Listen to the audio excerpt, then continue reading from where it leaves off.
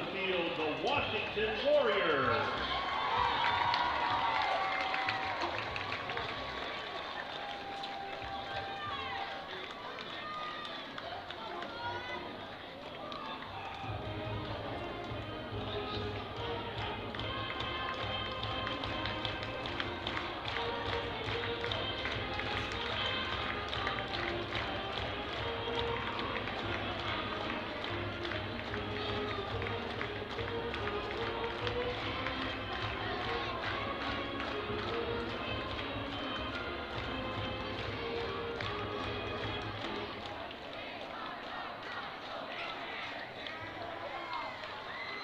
And now let's welcome to the field the visiting Harrisburg Tigers.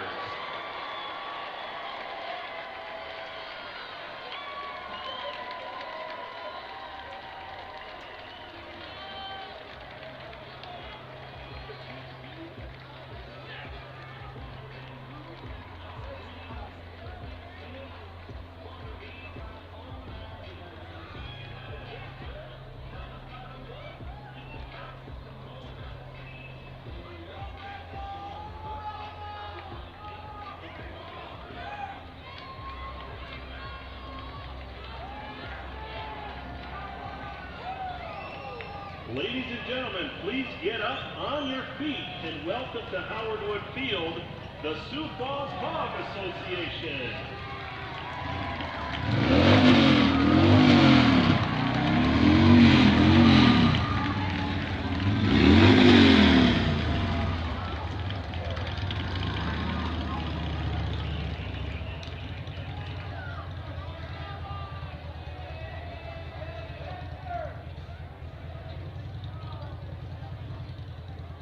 And ladies and gentlemen, at this time, please rise, remove your hats and caps and honor America, as the colors of our nation and state are presented by the Washington High School Junior Army ROTC Color Guard, consisting of Cadet Captain Matthew Small, Sergeant Charles Reeves, Corporal Brady Lewis, Private First Class Logan Gaylor, Private First Class Nathan Brandt.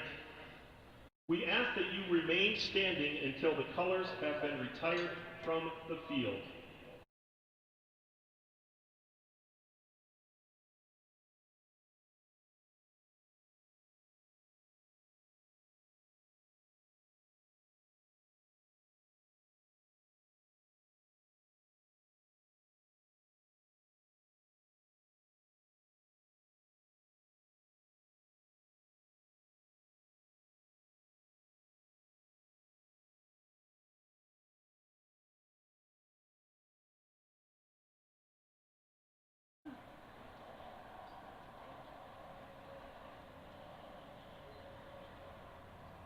Ladies and gentlemen, our national anthem.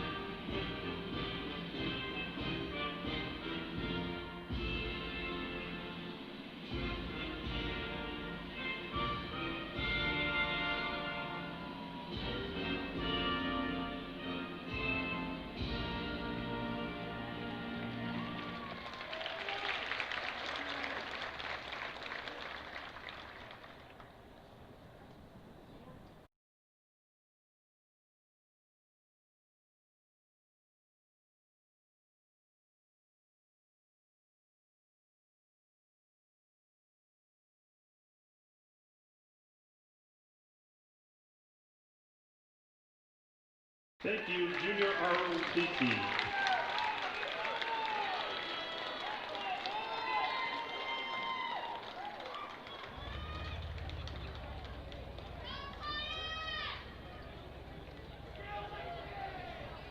Good evening from Howard Wood Field, and welcome to this presentation of high school football on the Howard Wood Field YouTube channel and on KLRN Sports Replay. Tonight we've got a good one between the Washington Warriors and the Harrisburg Tigers in this Friday night President's Bowl matchup. One of two this weekend here at Howard Wood Field, as the Roosevelt Rough Riders will take on the Lincoln Patriots tomorrow night at 6 p.m. as well.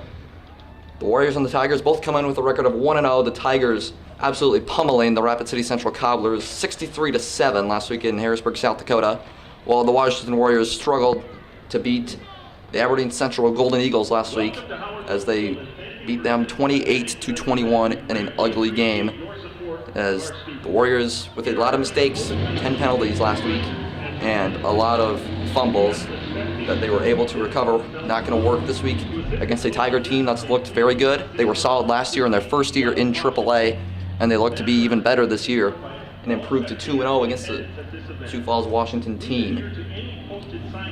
So Washington defense struggled last week against Aberdeen.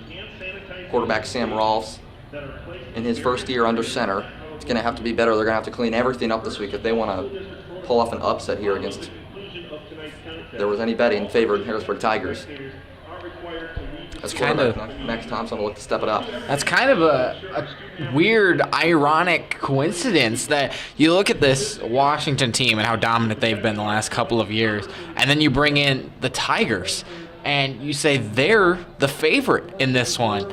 Just to look and see how dominant this almost dynasty has been for the Warriors to somewhat fall.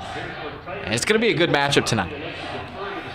Yeah, the Warriors, ever since Tupac Capella left Washington, it's really just gone downhill ever since their three-year streak of winning the state championship was broken against Brandon Valley, and Tupac Capella left. They've not been able to establish a running game ever since. Quarterback Max Thompson has really struggled since getting that starting quarterback role. They were the 7th seed last year.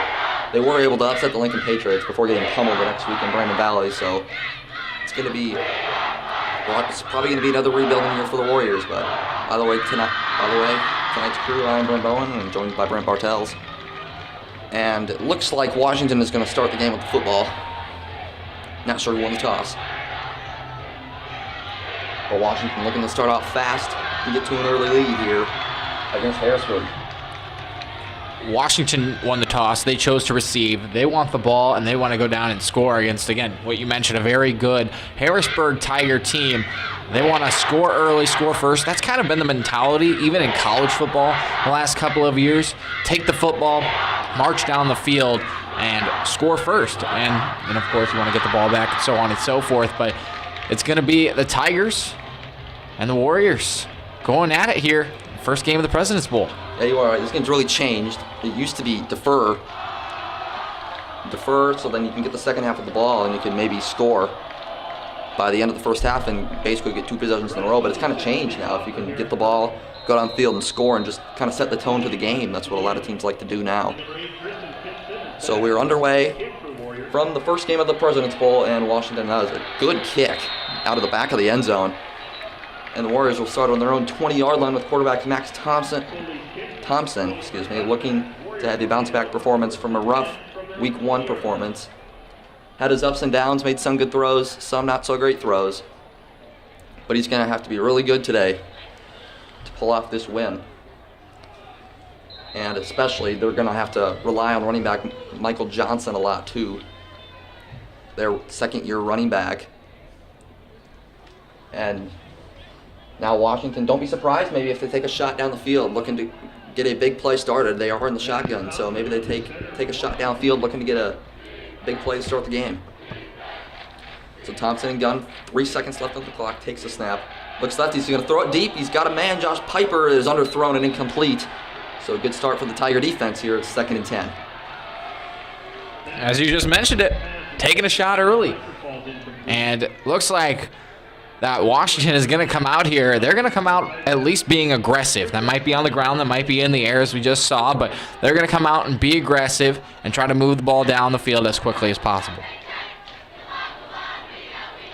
So now it's 2nd and 10. Probably another passing down here for the Warriors. Maybe they run, try and get a big play. But yeah, Michael Johnson has really been unable to produce at a high level. And they hand it off to him here, and he's going to get stuffed at about the line of scrimmage, maybe gain a couple yards, and it's going to set up a 3rd and long, right where this Warrior offense really does not want to be here, especially with the struggling quarterback here in Max Thompson, who they're trying to get going. Still got a couple more years left under his belt in high school, but he's got to turn things around quick if Washington wants to have a lot of success, and it's going to come from his 2 wide receivers in Tyus Hansen and Josh Piper, both upperclassmen. Josh Piper really stepped up last year as the Warriors' number 2 wide receiver to Tyus Hansen. And Tyus Hansen's a big threat that can go up and catch a jump ball. 5 seconds left, runner in motion. 3rd and 8, Thompson takes a snap. Looks right, he's going downfield, and that ball is just over the head. Just miscommunication there. Was nowhere near Piper, almost intercepted. Warriors lucky that wasn't a turnover. That was defensive back Evan Henderson there with the near pick. Really not a good first drive for Washington. You come out throwing, incomplete pass. You run for 2 yards and what could be a passing down, and then you overthrow your guy, 3 and out. So now Luke Barron's on the punt, that rugby-style punt, and he gets it away. Had a few nice punts last week. He gets another good one, fair catch, 42-yard line, nearly boxed. But that's where Harrisburg will start their first drive of the game. As a nice start for Harrisburg. They are on defense first. They get a 3 and out, and now already a minute and 1 second into the game, they have got the ball on their own 42-yard line with a short field to work with against this Warrior defense, who at times struggled to stop the run last week against Aberdeen Central. Aberdeen Central did not throw very often. They did get bit by a play downfield. But other than that one 60 or so yard play that the Golden Eagles had downfield, there wasn't much passing. And back to pass and draw up the middle, but it's not going to go for anything for the Tigers. That was quarterback Jacob Knuth on the carry. And it's now 2nd and 11 for Harrisburg, as they're looking to continue on and build off that momentum from a big win against the Cobblers, who are probably not going to be great this year. But still, if you can beat a team 63-7, that's still a big win. Knuth in the shotgun, takes a snap, looks downfield, it's a screen pass, and Harrisburg's going to get some good yards. They're going to get a 1st down and more inside the 45-yard line. A nice play by the Tigers, as that's running back Gavin Ross there, the 5'10 sophomore, and that's a 1st down for Harrisburg, and they are into Washington territory here. Just a couple minutes into the game, a stop, and already a 1st down, and they've already got this Washington defense on their heels here, as they've showed 2 passing plays early on. Washington was really bit by that screen pass last week. A lot of 1st downs for Aberdeen Central on 3rd and longs. There was a 3rd and 13, I know, that they converted a 1st down on a screen pass. Knuth hands it off to Ross. That's not going to be much up the middle. To the 42, gain of 2. It is 2nd and 8. That screen pass going for 15 yards, then running for 2. They're slowly moving down the field, doing better than Washington did on their first drive. And all they need to do, continue to drain clock. They're not in any rush, and they're just going to keep trying to push the ball down the field. It's 2nd and 8 now, 18 seconds left. Harrisburg seems to be working a little quick, but not anything too crazy. Knuth rolls right, looks downfield. He's got a man, and he's hit hard. That'll be a gain of about 5, and that'll set up a 3rd and short for Harrisburg.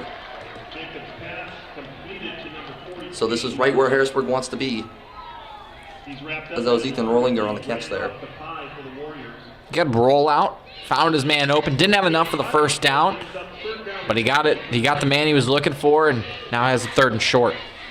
Now a lot of options here for the Tigers on 3rd and 3. You can run the ball, run pass option here. Got a lot of options. It's 3rd and 3. They're gonna roll left. Knuth finds his man for the 1st down. A nice catch. That was Rollinger again. No, that wasn't Rollinger. That was Braxton Anderson, 5'10 sophomore. So a first down for Harrisburg, and now after a couple first downs, they are at the Washington 31-yard line, and during warm-ups, I don't know who their kicker was, but whoever it was, he was booting the ball pretty well, so they might be closing in on field goal range here, but they're thinking touchdown here. Ross, nice patience, will go to the right side, will only gain a couple. Wasn't a good run, but nice patience from Ross. That might come back to, that's a good trait to have if you have patience, waiting for your blocks. And it's now 2nd and 9.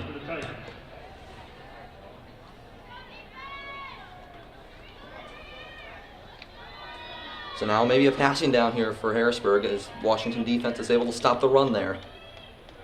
15 seconds left on the play clock. He's got Knuth has two receivers to his left, one to his right.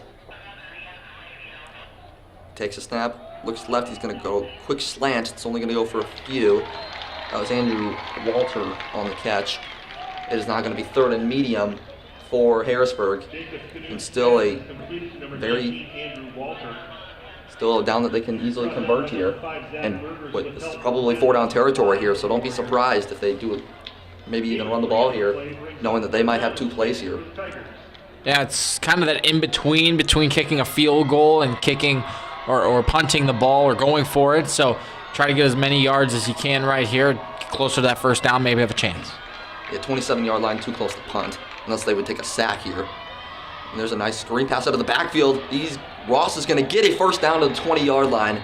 Nice execution there for Harrisburg, and just another screen pass, which really hurt Washington last week, is already coming back to bite them here, as the Tigers have picked up a couple first downs with screen passes.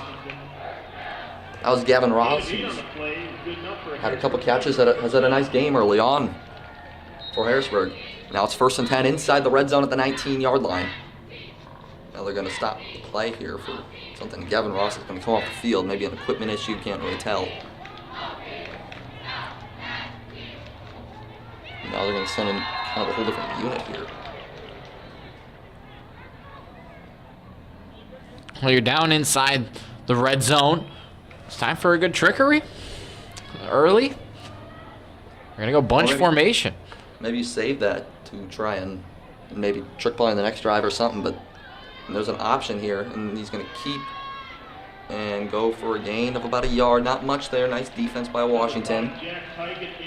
Jack Tigan coming in for the Tigers, and as you mentioned, was on. Yes, a dual threat, and he can take the ball, he can run it. Got just a couple of yards there. Maybe not what the Tigers thought they were going to bring out on the first play from scrimmage inside the red zone, but they got a yard positive. They keep going down the field. And it just throws a little different style at Washington here. Just keep throwing different offenses out there. Just try and confuse them. He takes a snap. It's a draw play to Ross. Ross with a nice spin move. There's a flag. It's probably going to be called back due to a hold. A gain of 4 to the 13, but this is likely coming back as everybody's moving back, and it looks like it will be on Harrisburg, which will push them out of the red zone. Looked like might have been a hold, and there it is. That's just unfortunate. You don't want to be holding in the red zone. Of course, that pushes you back even farther. And then you've got to worry about, well, now you're in a 2nd and long situation, and you're right back where you started before getting into the red zone. You showed your cards a little bit. That's a costly mistake for the Tigers. And now you're back at the 28-yard line. Now probably going to be a couple passing plays here. And see if Washington can take advantage. It's a screen pass to the right side. It's a nice tackle. Can't quite tell who that. That was a nice tackle. Loss of 1. It's going to be 3rd and long. I believe that was Luke Behrens on the tackle there.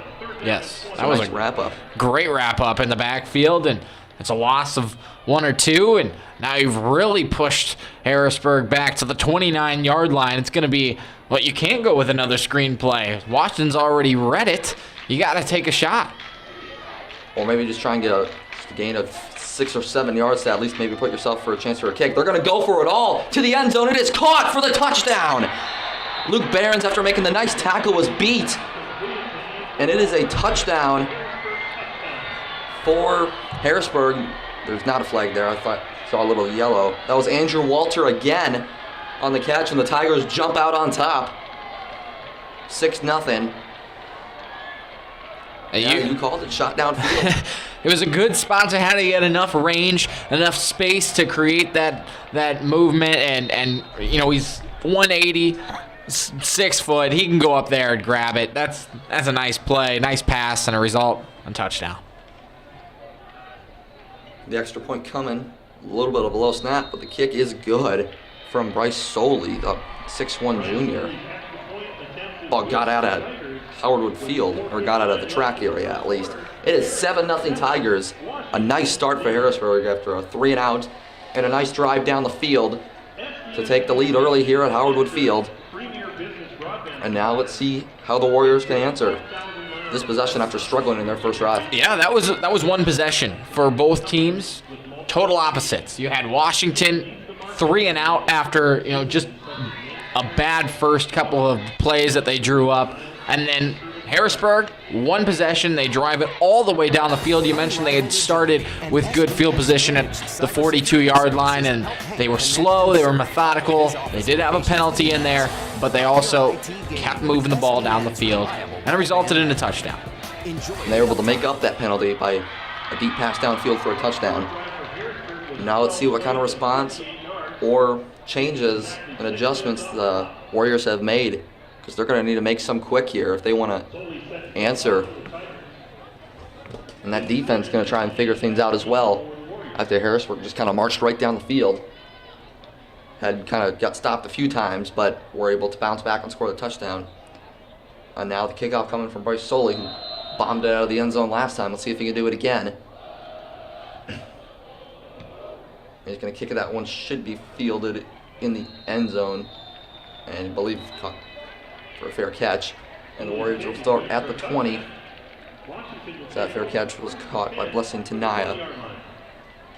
And that's a good weapon to have, a guy that can kick it out of the end zone and avoid long returns on special teams, which with a team like the Warriors, and if their offense continues to struggle, they're going to need plays from their defense and special teams. Now, if you've got a guy that can just boot it out of the end zone and not allow any long returns, that's going to be, and make that offense work, that's going to really boost your chances. It's not 1st and 10. 10 seconds left on the play clock. Josh Piper in motion. 3 seconds. Thompson takes a snap, gets it off. It's a handoff to Michael Johnson. He's not going to get much up the middle, but a little bit. And it'll set up a 2nd and 7 for the Warriors. I think that's more of what you expected in the first drive. You don't want to show your cards too early by coming out throwing unless you've got plays drawn up that you know are going to create space against man or find a zone. But right there, hand the ball off. Yeah, you get 1 or 2, but you're, again, moving the ball forward. That should be the goal for Washington. And it's now 2nd and 6. And it's going to be another handoff to Johnson. That's not going to go for anything. There are 3 Tigers there, and Johnson's going to lose a couple, and now it's going to set up a 3rd and long, another 3rd and long for Washington. Not very good for the Warriors. They're going to need a big play here from their quarterback, Max Thompson, trying to find Tyus Hansen or someone downfield. They really need an answer here. They can't go 3 and out again and give the ball right back to the Tigers with good field position. Well, how about Grant Palmer right there? He read that play, the middle linebacker for the Tigers, now playing in the safety position on the left of the screen, but he read that right away and was in the backfield immediately. And it's now 3rd and 8 for the Warriors. Some pressure here. Thompson fires. He got a man, and that's going to be enough for it's going to be close to the 1st down. I think they should have it. Initially, off the catch, if they would have wrapped them up, if the Tigers would have been able to wrap them up right away, it would have been a yard short. And they will indeed give Washington the 1st down, their 1st of the game. And a big pickup there for the Warriors. That was Malcolm Johnson, I believe, in the catch. Johnson falling forward, which is what was enough for the 1st down. Good break there, going their way with the spot. Now Washington can regroup on another set of 1st down. 1st and 10 for the Warriors from the 30. Thompson play action, looking left. He's got a man, and that's going to be another 1st down for the Warriors. That time it was Carson Strom for another 1st down. So back-to-back 1st downs for the Warriors. Strom had a couple catches last week, the 6'2 senior, against Aberdeen. And now Washington going a little no huddle, which they found success with. Thompson is able to escape, and he's going to be brought down in the backfield by Tigers. So Washington tried to go with a little hurry up, which actually was a little successful for them last week. It does not work out, and Harrisburg's able to get the sack. A loss of 6, and that'll set up 2nd and 16 for the Warriors. And all that momentum that they had was, now they take a big step back, as it's now 2nd and 16 from the 35 for the Warriors. Might see a couple passes here. They got trips to the left. Thompson takes a snap, play action, looking left. He's going to look middle, and he's going to be brought down again by that Harrisburg defense. Looked like the ball might have actually popped out. Yeah, the ball did pop out, but the Warriors were able to fall on it. That happened a lot last week. That was Alex Hafner that was able to fall on that. But that happened a lot last week, where Thompson just would get stripped or a bad snap, and he'd just have to fall on the football. How about this? Christian Hurd for the Tigers on that defensive line, 6'4", 235. He's been in the backfield both times and getting pressure on Thompson very quickly. He has no time back there. Now it's 3rd and a long 21 yards. Washington got to get the play off in time, and it should be a delay of game, and Washington is going to use a timeout. Yeah, and they will. Their first timeout of the half. So we'll be back in about 30 seconds to a minute as Washington will look to convert this 3rd and 21.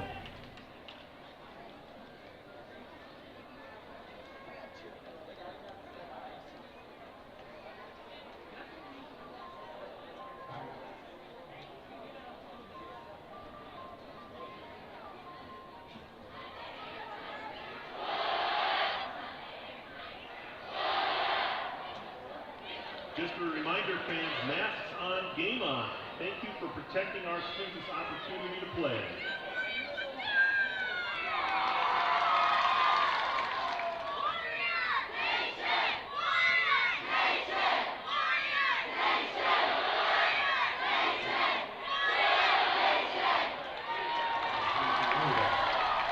Welcome back to Howard Field. The Tigers on top 7-0 over the Warriors.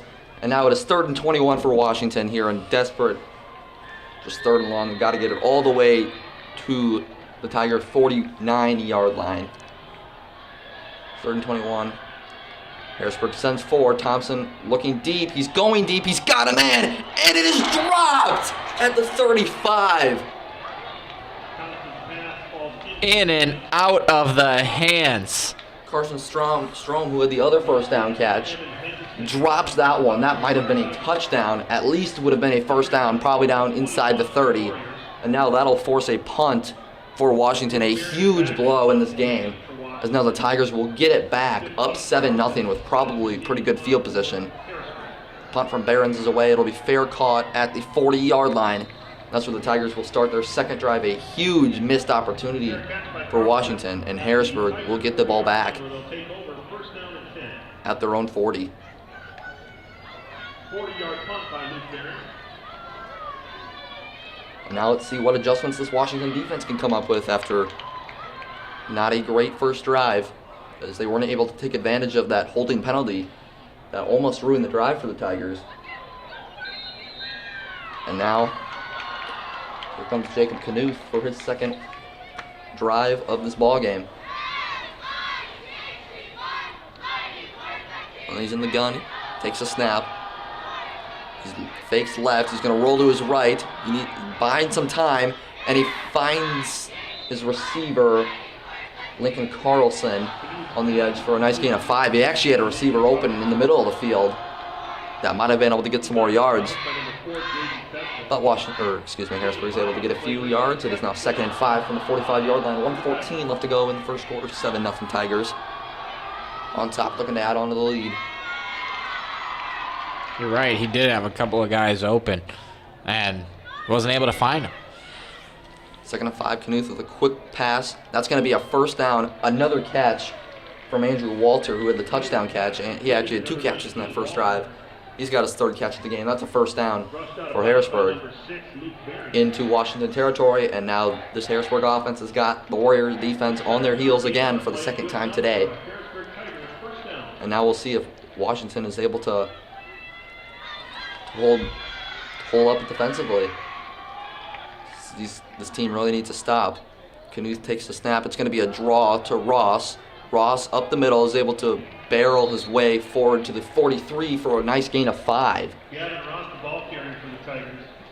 They are just continuing to push the ball forward. Small little passes, 5, under 10 yards, running the ball. They're getting 5 yards every time. That's like an offense's dream.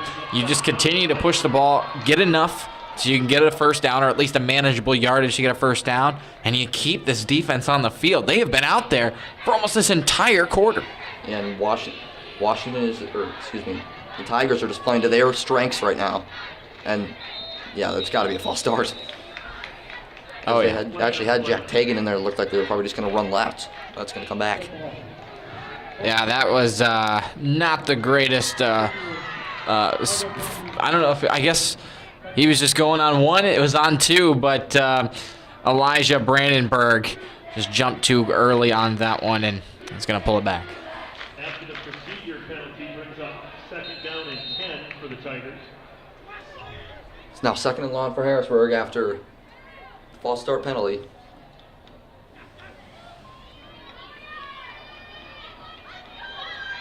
Takes a snap. Looked like he might have fumbled it a little. Rolls right, and he's going to be brought down in the backfield. A nice tackle from Aaron Thomas, the defensive lineman. And that will take us to the end of the first quarter, so there's one positive there for the Warriors. It is now, we'll have a 3rd and 17 for Harrisburg when we come back, as it looked like Washington was maybe going to give up another touchdown, but they stand up defensively. After one, the Tigers lead 7-0 over the Warriors. We'll be back for the start of the second quarter. That's the end of the first quarter. Your score, Harrisburg 7, Washington 0.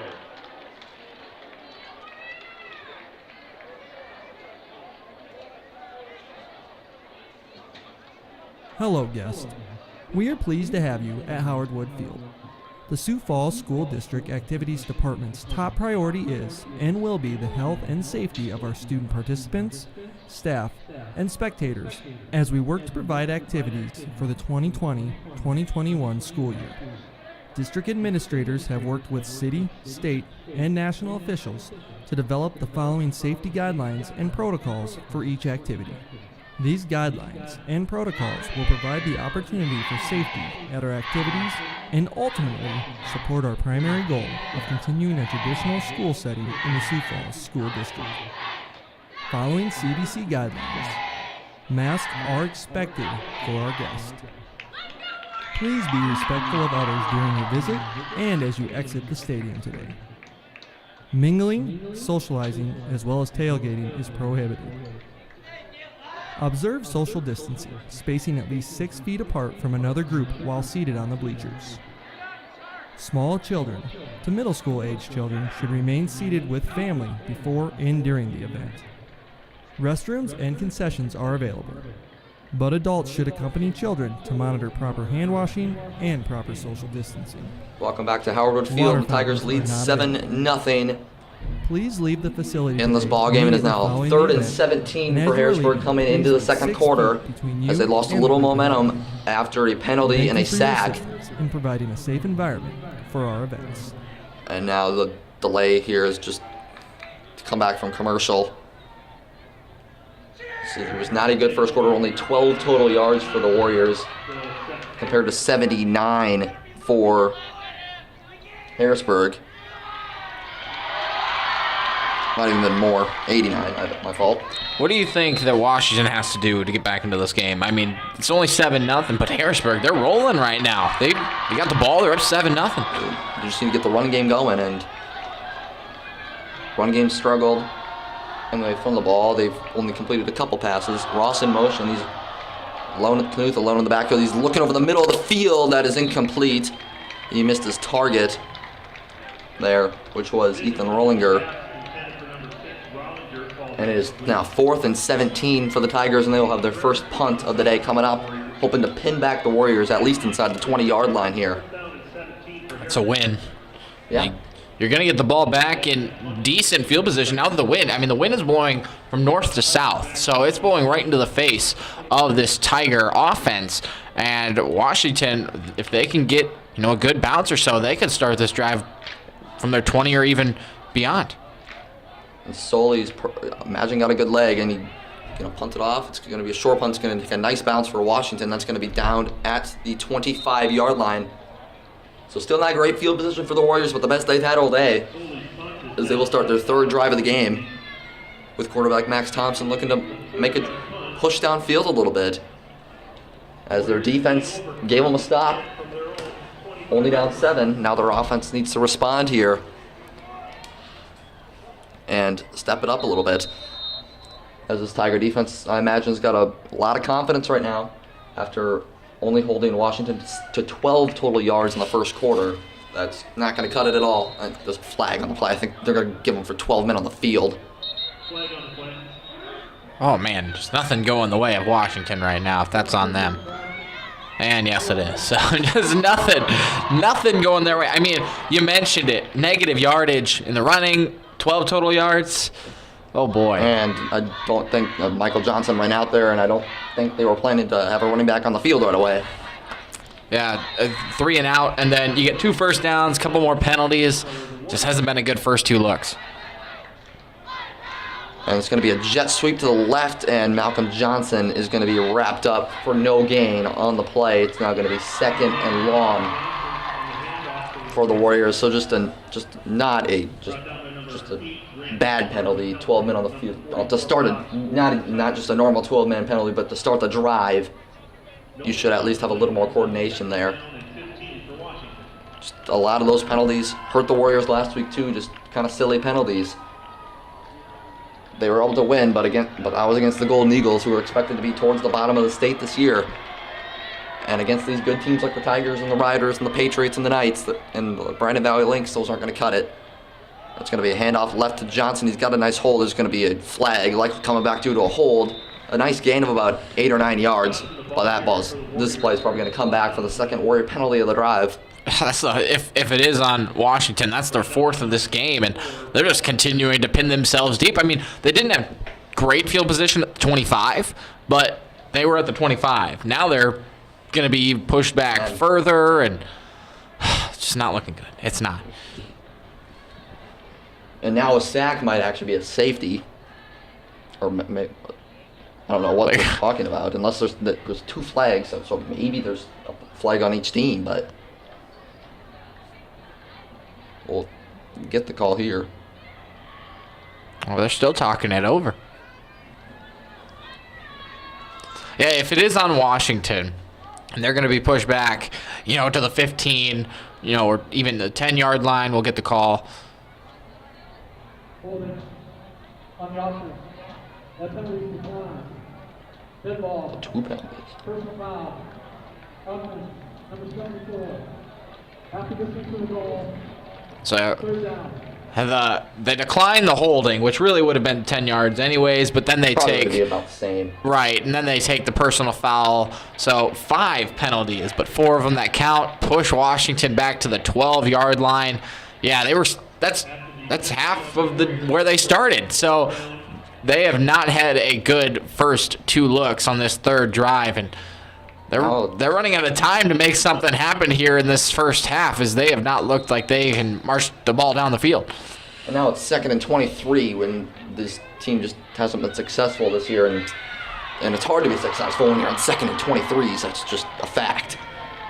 Occasionally they'll get lucky, but can't obviously expect it, and Johnson's going to take it up the middle for a decent gain of about 4, but that's not going to be still 3rd and 19, still going to need a long pass downfield. Yeah, that's an interesting call right there. Or is it 4th down? That's 4th down, so I had it wrong. So I guess on one of those penalties, they must have lost the down too. Yeah. But you run the ball on 3rd and 23. I guess. Trying to fool them? I guess I don't really mind it, just to avoid a mistake and give Harrisburg even better field position. That's definitely the thought process there. You will have the wind at least when you're punting it here. And that might not probably want to help Barons a ton, considering he can't rugby there as Harrisburg puts a pressure. That's still a really good kick. And that's fumbled, and he's got to fall on the ball, and he will. That is a really big flip there. That's a big punt from Barons.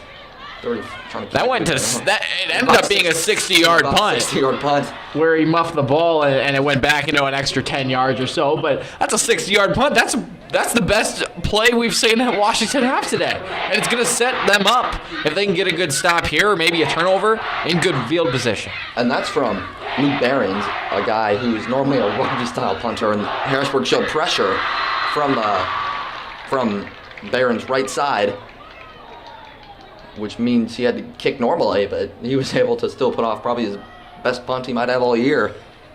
And now that pushes Harrisburg back to the 22. As now Knuth throws quick right side again. That's Walter's 5th catch of the game. Andrew Walter with the touchdown catch as well.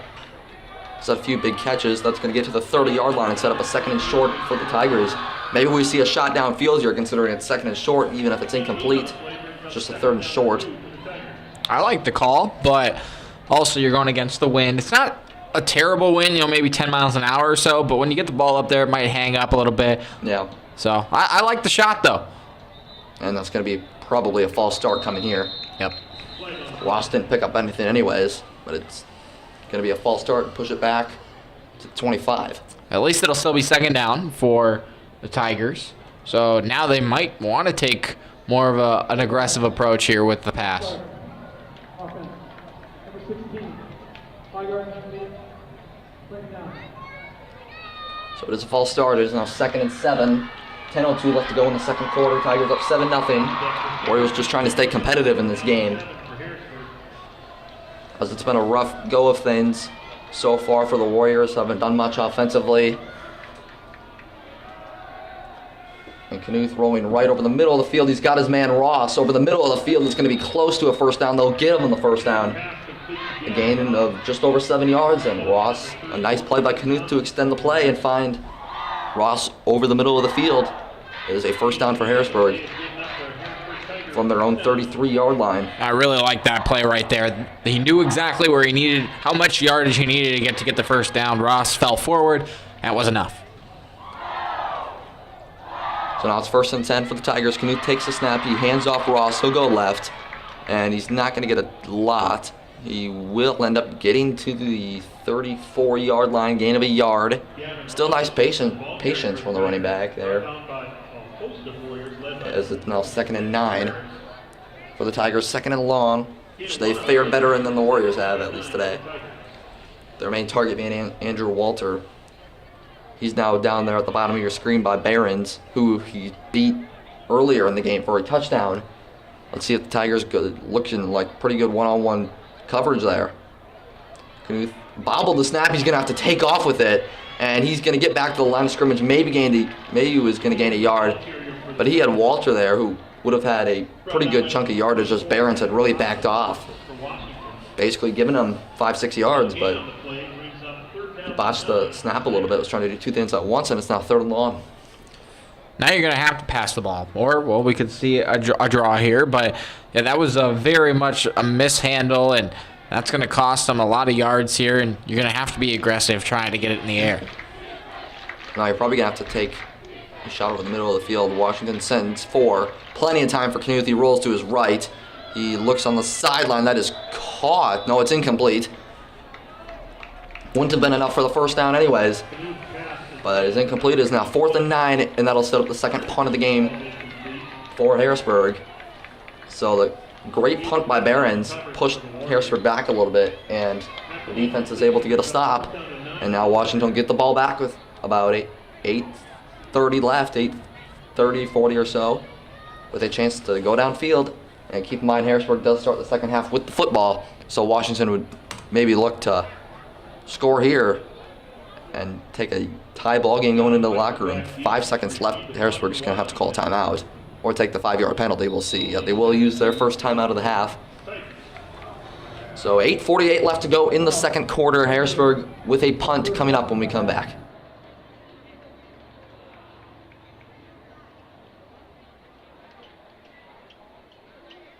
Sanford Health has safety measures in place at every facility. You can feel safe seeking the care you need with symptom screening at the door, employees wearing face masks at all times, and social distancing in waiting areas. Sanford Health is a proud supporter of the Sioux Falls School District. When the world Welcome back. 8:48 left to go in the second quarter. Harrisburg looking to get a good punt off here. Pin Washington back, as Washington has never had the ball. Never had better field position than the 25-yard line. They've started on the 20 twice and the 25 once. Because even when your world And the looks punt different, is a decent one. It's a little low, and this time Harrisburg will get a better bounce. And the ball will be downed at the 27-yard line. A nice punt from Bryce Soley, kicker/punter. And now the Warriors will start at their own 27-yard line. The best, still not great field position, but the best they've had all night. Right, and the farthest downfield they've gotten is to the 30. So they're 3 yards away from that. You would hope that they would be able to get a couple of more yards here. They've seen this defense now a couple of times, but yeah, a couple of penalties got them, pushed back again. They have to avoid that. But yeah, this is their best starting field position so far of the day. And we got a little wildcat here as Ty Hansen is in at quarterback. I don't think this is just going to run it left, and Hansen's not going to get anything. Gets a couple yards. Well, set up a 2nd and 8. I was just about to say, Ty Hansen really has done absolutely nothing in this ball game. Hasn't gotten a catch or even a target. And he's going to stay in the game. Thompson's going to stay on the sideline. We saw this a little bit last year, I guess, but I don't know if this will probably just be a couple down thing. We'll see if they actually throw the ball here with Hansen. As he's in the gun again, look, they're in the formation. It looks like they might just run it again. Hansen takes the snap. He is going to look to throw. They're going to look for a screen pass. It's caught by Johnson, and Johnson's going to gain. Thought it was maybe going to be a face mask. It's going to be a gain of 5. It's going to set up a 3rd and short for the Warriors. So a couple plays with Hansen at quarterback sets up a 3rd and short, and let's see if the Warriors can take advantage here for a first down. Hansen throwing with the gloves on. That's a sign that since he has the gloves on, he's probably not going to take a lot of shots downfield. And with the nice screen play there, gets him manageable for a 3rd down on 3rd and about 2. And then, as you said, Thompson coming back into the game, manageable 3rd down. You look to get it here. The farthest they've been downfield today. And now a lot of options here for the Warriors here on 3rd and short. 3 seconds on the play clock. He'll hand it off to Johnson, and he's going to get the first down. Was slowed up initially at the line of scrimmage, was able to push his way for a first down. And a rare first down for the Warriors. That's 3rd or 4th. It's the 3rd first down of the game. To the 38-yard line as they're looking to build a little bit. As you said, farthest they've been downfield. I was thinking maybe go back to that no-huddle offense a little bit. Worked for them against the Aberdeen Central Golden Eagles at times. If they were able to just kind of do it unexpectedly a little bit. But Thompson and the Warriors have got first down and 10 at 38. 7 seconds on the play clock. Thompson takes a snap. Is going to hand it off to Johnson. Is going to get a couple up the middle. I'll get to about the 39. That'll set up a 2nd and 9 for Washington. As Michael Johnson still not been able to do really much on the ground. Really credit to this Harrisburg defense. They've been able to get to the line of scrimmage, build a wall, get into the backfield time again, and benefit from a couple of penalties. You got to give them credit, and they are keeping this Washington offense in check in this first half. That's now 2nd and 9 for the Warriors. Josh Piper in motion. He doesn't have a catch yet either. And Thompson, he's going to go to Piper, and he's got his first catch of the game there for a gain of 6, and that's going to set up a 3rd and short for the Warriors. Now, another 3rd and short, which has been good for the Warriors so far today. Gives you a lot of options. It's not giving you just one option here. It is 3rd and 3 for Washington. Plenty, just our run pass option. Maybe they even go for it on 4th down if it's a 4th and 1. Your offense really hasn't done anything. You wouldn't think that'd be the case this early on, especially because the defense has gotten a couple stops. It's 3rd and 3. Thompson slant route over the middle of the field. He's got Josh Piper for the first down, his second catch of the drive. Josh Piper finally coming alive for the Warriors. That's his second catch of the drive. And it's a first down for Washington to the Harrisburg 35-yard line, their biggest threat they got going all game. Yeah. They're going to see if we can take advantage. Evan Henderson got beat on that play pretty badly, and it was just a nice little slant route and a good catch. And a nice couple of yards after the catch as well, and puts Washington in, as you mentioned, great field position here, striking at the 35. First down 10 for Washington. In motion, Malcolm Johnson. Taking the snap, Thompson. Looking right over the middle of the field. He's got Piper again. That's going to be another close to a first down. Down to the 25. That should be a first down for Washington. And it is. And the Warriors now down to the 25 here. Getting a nice little drive going. Under 5 minutes to go in the second quarter. They're looking to tie this game up before halftime. Little slants, little hooks. That's all it needs to be, and it's being effective right now. Piper has just been open, and good job from Thompson to find him. So another first down for Washington. They probably have more first downs on this drive than they did the whole game coming in, as they only had 2 coming into this drive. Thompson takes a snap. They're going to stick to the air. He's looking deep. He's got a man. He overthrew his man, Malcolm Johnson, in the end zone. Malcolm Johnson caught a touchdown last week against Aberdeen Central. Thompson just missed him there. He was open in the end zone. A missed opportunity for the Warriors here, and we'll see if this comes back to bite them. As you can see on the replay, he was taking the banana route. Tried to cut under the receiver, try to make the defense either force a switch or keep up in the man-to-man, and he was still running the banana route, and the throw came inside, couldn't cut back enough, and as you mentioned, just an overthrow. Johnson couldn't get it, but I like the aggressiveness. And it's now 2nd and 10. The drive's still not over yet for Washington. They've opened up a lot of their offense, and they will not get the playoff in time. They're not going to give Washington the timeout, I don't think.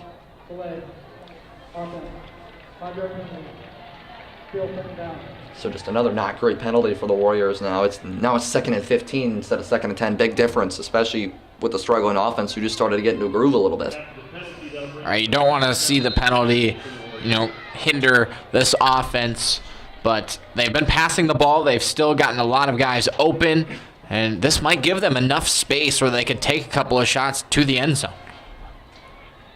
2nd and 15, play action pass. He's going to look right, and he just out of that reach of Josh Piper, in and out of his hands. Not the best throw from Thompson. Not an easy catch there from Josh Piper. He had to jump up and get that, and that was still above his head. And now it's 3rd and long for the Warriors, and we could see 4-down territory here at the 30-yard line. Probably not long enough for their kicker, Luke Behrens, but probably, especially right now, too short for a punt. It's now 3rd and long, which Washington has not had success in today. They'll give it another shot here. Might see a shot downfield from Tyus Hansen there towards the top of your screen. Thompson is being pressured. He's able to get away. This is going to be called back for a hold. Thompson is going to take it up to about the 26-yard line, but this play is probably coming back due to a hold. And yes, it will be. So that's the 6th penalty on this game for the Washington Warriors, and that's going to put them out of, into about the 35-yard line or so, depending on where that flag was. It's going to bring them back to. So probably even further than 35. 35, yeah. So if it brings them back even further, now you've almost pushed them out of field goal range. A very long field goal. They were out of field goal range probably in the beginning as well. Right, I guess, it would have been a long field goal. You do have the wind going with you, but, yeah, it would still been a really long field goal, and that's still 3rd down, so you're going to have to make something happen right here. Offense, number 66. 10-yard penalty, spot of foul. Remaining, 3rd down. It's just, do you punt? Oh, now you're the 42. So yeah, you're almost in punting territory again. Yeah, it's 3rd and the scoreboard got it wrong. They got 5 yards back, so it's 3rd and 28. As that was Alex Hafner on the penalty. 3rd and 33, might just see a bomb downfield. Pressure coming. Thompson's able to escape. Throws it over the middle. He's got a man. A nice catch from Strom. who had the drop downfield a couple possessions ago. That's a big catch. It's not going to get the first down, not even close to the first down, but that's going to give them the opportunity here to go for it on 4th down. A good pressure by Harrisburg, and an even better step and throw by Thompson to complete the pass up the middle, get them back to about the original line of scrimmage, and they will go for it on 4th down. Yeah, so that catch could prove to be huge here if Washington can pick this up. That was probably one of the better throws we've seen from Max Thompson all night. 4th and 12 from the 27. Thompson takes a snap. Pressure coming from the backside. He doesn't see it. He escapes. He's looking left. He is got a man. It is caught for the first down. Unbelievable play by Max Thompson. And it's a first down for the Warriors to the 15-yard line. Absolutely great job by Thompson to spin away from the tackle nonetheless, and then throw going across his body to the far side. That is a great play. While being pressured. Right. And it's a first down. Keeps the clock moving, and now you can be really cautious here and try to score right before halftime and tie this thing up. You don't want to give Harrisburg the ball back with too much time. And that was a good catch, too, from Josh Piper. That's not an easy catch. A screen pass to Johnson, a nice one-handed catch. It's going to be stopped, though, for a loss. Might have been better off dropping it. Lost to 2. 2nd and 12 from the 17, so Washington's back up to another 2nd and long. Just going back to that Thompson play, that was just an incredible play. One of the best plays I've ever seen from him when I've watched Washington Warrior football. I didn't think he'd have this arm strength to get it to him either. But now we're to the 2.5 mark of the second quarter, and a half that's really seemed to fly by. This game started about 45 minutes ago. As Thompson take the snap, looking over the middle of the field, that's looked like early contact. There's not going to be a flag, and it's going to be 3rd down and 12. We'll watch the replay if we get one. I thought Josh Piper was maybe pushed a little early. But it's 3rd down and 12, and now the Warriors are going to need to come up with a big 3rd down conversion again to keep this drive alive. And they have almost totally abandoned the run here on this drive. I mean, in the first 2 plays of this one, you know, I would have liked to see the run. You've got 3 minutes on the clock. You've got time to burn. You don't need to get a touchdown to get another first down. But now they've come out passing, and they almost have to do it again here on 3rd and 12. And this is probably the edge of field goal range for Luke Behrens. Thompson going to the end zone. Good coverage. It is incomplete. In and out of the hands of Josh Piper in the back of the end zone, and it is 4th and 12 for Washington. I thought that was pretty good coverage, but it was a pretty good throw from Thompson. He had a shot at Piper there. Here's the replay on the pump fake. Go for it. And might have got away with a little bit of a push off right there, and he drops the ball. But yeah, this is, like you said, you know, right on the edge of field goal range. Looks like Washington is going to take a timeout. What do you think of that, though? They come out throwing inside the red zone 3 times with 3 minutes left to go. And again, they don't need a touchdown to get a first down. Yeah, I would have liked them to see. Personally, I would have liked them to see run the ball at least. But they did not. Down. All right, yeah, at least didn't. on first. At least on first. On 2nd and 12 or whatever they had, I'm fine. I think that's fine. And just look at those rushing yards up there. Neither team.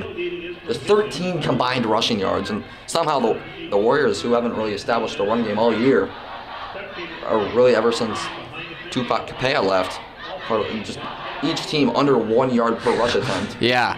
I mean, I'm not saying, you know, you're going to break it, you know, 17 yards for a touchdown, but you keep the clock running because you go for it here, you miss it, then you don't get any points. Which is kind of surprising that right. This game has seemed to fly by, even though neither team has ran the ball successfully at all. And then if you don't score, Harrisburg still has 2 minutes and 10 seconds to go down and score on their own. And they get the ball back at halftime. So this is a big 4th down for this Washington team. Again, they don't need a touchdown to get a first down, and that's what you really should go for here. So just need the ball at the 1, need the ball at the 2, and then take your time to score. But yes, you got to get the first down here as they're going to go for it on 4th and 12. So the Warriors are going to go for it on 4th and 12. 2:10 left to go in the second quarter. They don't get it. Harrisburg's got plenty of time. 2 timeouts. Warriors have 1. It's 4th and 12. Thompson takes a snap, Looking over the middle of the field for Hansen, tipped up in the air, and it's incomplete. So the Tiger defense with a big stop, and now they will get the ball back from their own 17-yard line as Washington with by far their best drive of the game, but were unable to come up with points as the Tigers still lead 7-0. That was a really good throw by Thompson. Yeah, and just got over the defender's hand. Exactly. He put it in a great spot. There was a lot. It was really congested over the middle. Probably wasn't the best place to throw the ball, but he made a good effort. And, you got to give him credit for at least trying, but trying doesn't matter when you don't score points. So it's 7-0. And now Harrisburg, with over 2 minutes left to go and about 80 yards, they could extend their lead. And that Luke Barron, that's probably in his range, probably the edge of his range, but right there down 7, and the ball's loose, and it looked like the Tigers fell on it. So Harrisburg catches a break. But yeah, I was just about to say that's probably the edge of Luke Barron's range, but their thought process is probably down 7-0 with the Tigers starting the second half of the ball. Especially because you're not even really 75% sure that he's going to make it from that range, so that probably was the right decision to go for it there on 4th and 12.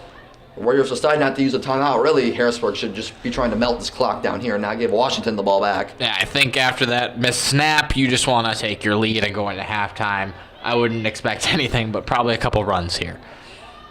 Washington doesn't show any pressure. They only send 3.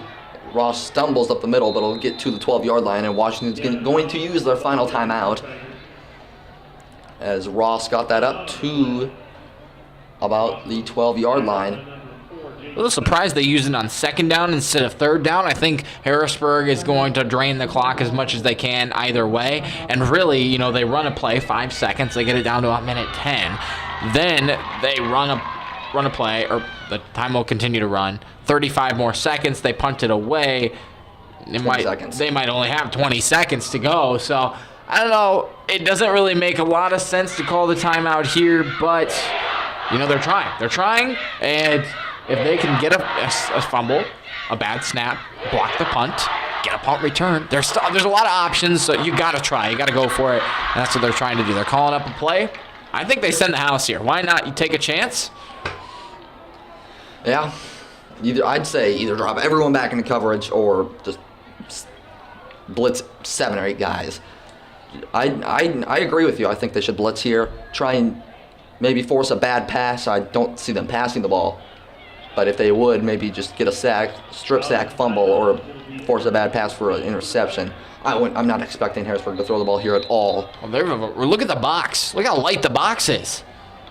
There's only 4 guys, 5 guys in the box. And they don't send any pressure at all. Knuz is going to roll to his right. He's going to look downfield. He has got a man, but he was in and out of the hands. Well, like you said, they were dropping everybody back in coverage. That was the way of the 2 options that they decided to draw up, and Harrisburg decided to pass the ball, stops the clock. Now gives Washington a chance to go score. Yeah, look where Washington would likely get the ball back. They should get the ball back on their side of the 50. It ended up being a great timeout. It really did. Yeah, and that would have been a first down too, or it would have been close at least. But now I think Washington just sends everybody, tries to get a block punt here. I think that's what you do. 5 seconds left on the play clock. And they do get some good pressure, but he gets it off in time, does Bryce Soley. It's not going to take a great bounce. It was not a great punt, not going to get a much better bounce. And now the Warriors with 57 seconds left will get the ball back on their 35-yard line. Still plenty of time. No timeouts, however. So you have to avoid sacks here for sure. Trying to avoid and at least give your team a chance. That's what I was trying to say. To maybe get a throw to the end zone. Probably at least 20 yards away from trying a field goal. So Washington missed their only chance that they had. And now let's see what the offense draws up with. We've already seen them abandon the run. I don't think they're going to be running the ball at all. I mean, that makes sense, obviously, with the situation being present. But now do you go like a level situation where you go cut up the middle 3 different ways? You just streak everybody down the field. You've got to make something happen. 1st and 10, Thompson some pressure. He gets out of it, and he overthrows his man Piper over the middle of the field, and that'll set up 2nd and 10 for Washington. It's a nice job of getting out of pressure, but couldn't make an accurate throw. And now Max Thompson's going to come out of the game. It looks like the backup quarterback for the Washington Warriors, Noah Robertson, who's actually listed as a wide receiver. And he is going to line up at wide receiver. Now Tyus Hansen is going to take over. We actually saw Noah Robertson come in and throw a touchdown pass after Max Thompson's helmet came off and had come out for a play. After what should have been a face mask probably. And Noah Robertson actually threw a touchdown pass. Now Tyus Hansen on 2nd and 10. Take the snap. He's still wearing the gloves. He's going to throw a screen pass to Johnson. And he's not going to get the first down, which is important because the clock is going to keep running. It's going to be a 3rd and 3. The Warriors are going to have to hurry up to the line. Thompson's coming in. They got to make some quick substitutions here. Clock's ticking now down to 35 seconds. They're not going to... It's going to be tough here now, down to inside 30 seconds. Yeah, this almost has to be a pass to the end zone right here. You might only get 2 shots here. Yeah, you're going for it on 4th down too. Yep. Thompson takes a snap, looks left, throws left. He's got a man. It is caught inside the 10-yard line. Spike it. Go up and spike it. By Strong. Clock's going to stop to move the chains. That's right. 15 seconds left. Still going to want to spike. No timeouts, though. Down to the 7. Thompson spikes it. 10 seconds to go. And now I think you get 2 shots to the end zone. But you can't take a sack, and it's going to be 2 quick shots. I'd say one is maybe like a slant over the middle, and then another is a fade to Tyus Hansen is what I'd personally do. Well, they're on the left hash. They have so much room on this right side. I think both passes have to be to the right. Yep. Because unless you're taking a shot to the back corner of the left end zone, everybody is going to be scrunched up on that side of the field. But if you can take, a couple of shots, but like you said, a slant, it's got to be in the end zone. Yep. But you can do that. No timeouts. Exactly. Thompson, they're looking for the fade into the corner of the end zone. It's overthrown. Only took out 4 seconds off the clock, so they'll probably try for one more fade route. They might get 2 if it's a really quick play, but it's 3rd down. Yeah, exactly. So if they go for it on 4th down, they should get 2 more plays. You almost have to go for it on 4th down, right? They would, because a field goal. You would get points on the board. No offense to Luke Behrens, he's not the best kicker out there, so you're not even from here. I'm not really sure if you're guaranteed 3 points. And down 7-0, maybe you just try and chance it and tie this game up with some momentum going into the locker room. I just don't think you can go back to that corner. Strom was double covered that last time. So you got to go to this right side. There's so much space. You got 2 chances. I think if you get a fade, you go to Tyus Hansen, who's their biggest threat. In the post. Missed his man on the slant. I think he was going for Malcolm Johnson. That's going to set up a 4th and 7. That's going to burn on the field goal unit, and they're going to try for 3 points here going into halftime. I'm just not in love with that first fade route into double coverage. I think if you go to the right side, you might have a lot more space, and you just have a better chance of creating that space and getting a play. But you should walk away with points here. Looks like it'll be, a 24-yarder. So not a gimme, especially from the left hash, but you'd love to walk away with points. So here's the kick. Oh, excuse me. This will be the end of the first half. Kick looked good, and it is good.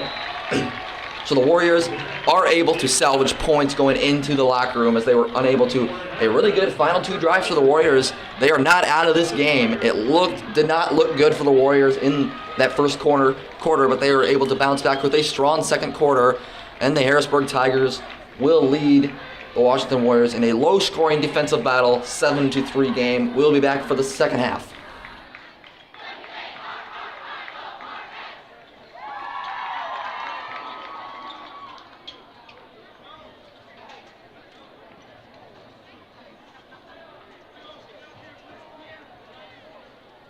Hello, guests. We are pleased to have you at Howard Wood Field. The Sioux Falls School District Activities Department's top priority is and will be the health and safety of our student participants, staff, and spectators as we work to provide activities for the 2020-2021 school year. District administrators have worked with city, state, and national officials to develop the following safety guidelines and protocols for each activity.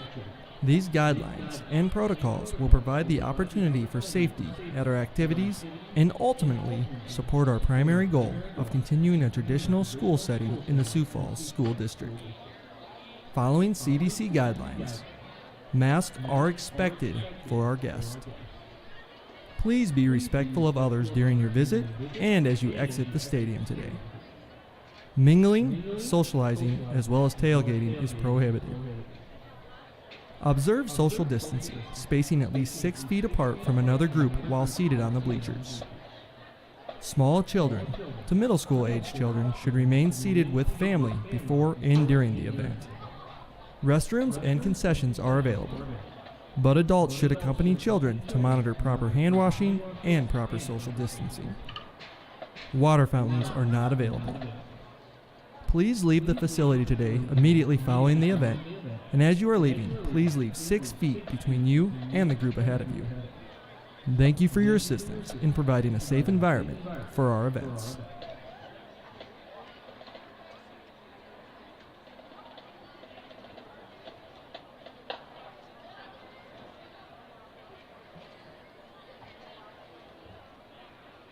We are welcoming to the field the Washington Warrior Marching Band. Performing their 2020 program, Dia de los Muertos, the Warriors will express their celebration of death rather than the sadness that's viewed around this traditional Mexican holiday. This multi-day holiday, the Day of the Dead, involves family and friends gathering to pray for and remember loved ones who have died and helping support their spiritual journey as they awaken for one single day each year to celebrate. Washington will perform music pieces entitled Juan Pego by Jose Pablo Moncaya and Sensei Maya by Silvestre Reveltos, as well as original compositions by Jamie Lynn Whitemarsh out of Oklahoma City, Oklahoma.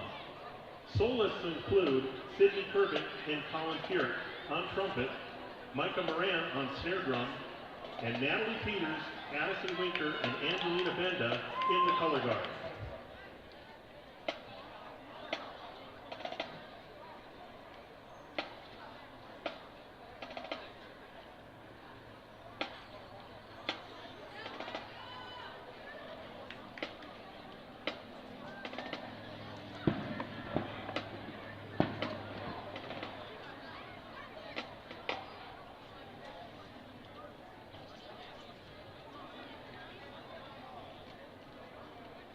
Drum majors Nicholas Levesey, Sidney Hansen, and Leighton Kramer. Is your band ready?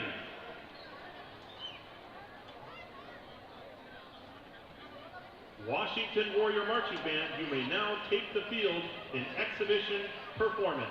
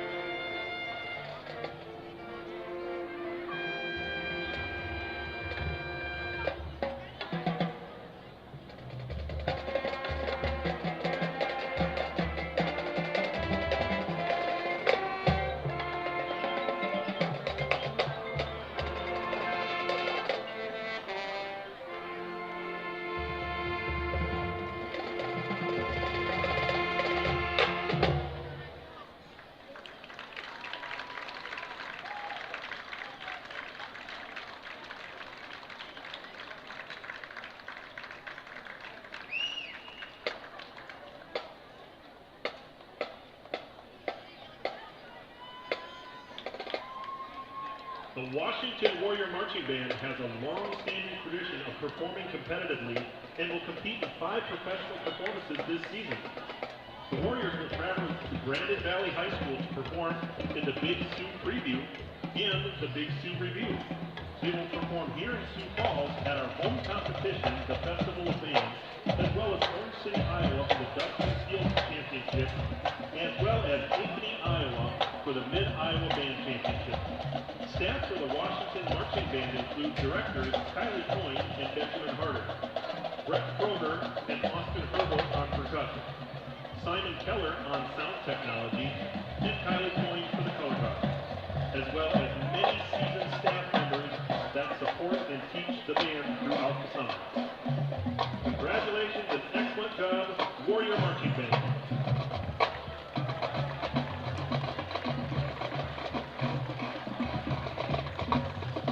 The Sioux Falls Federal Credit Union is an annual sponsor and active participant in the President's Bowl each year.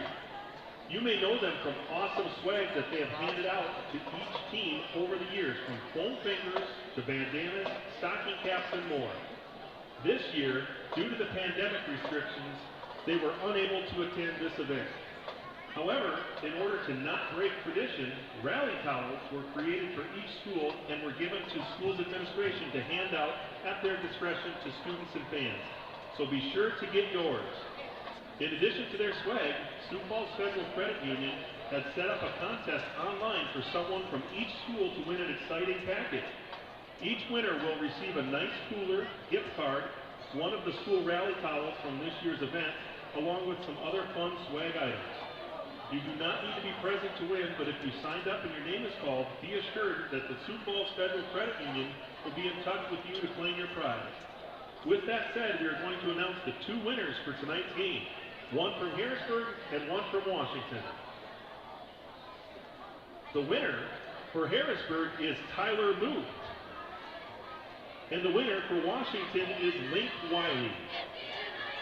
Congratulations, Sioux Falls Federal Credit Union wants to thank everyone for their participation.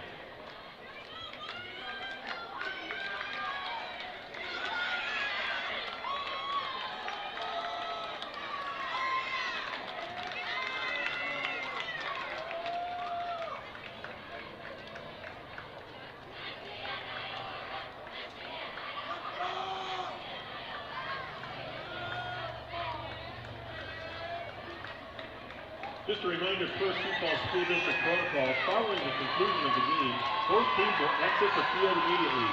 Spectators are required to exit Howard Wood Field immediately. Thank you for your cooperation.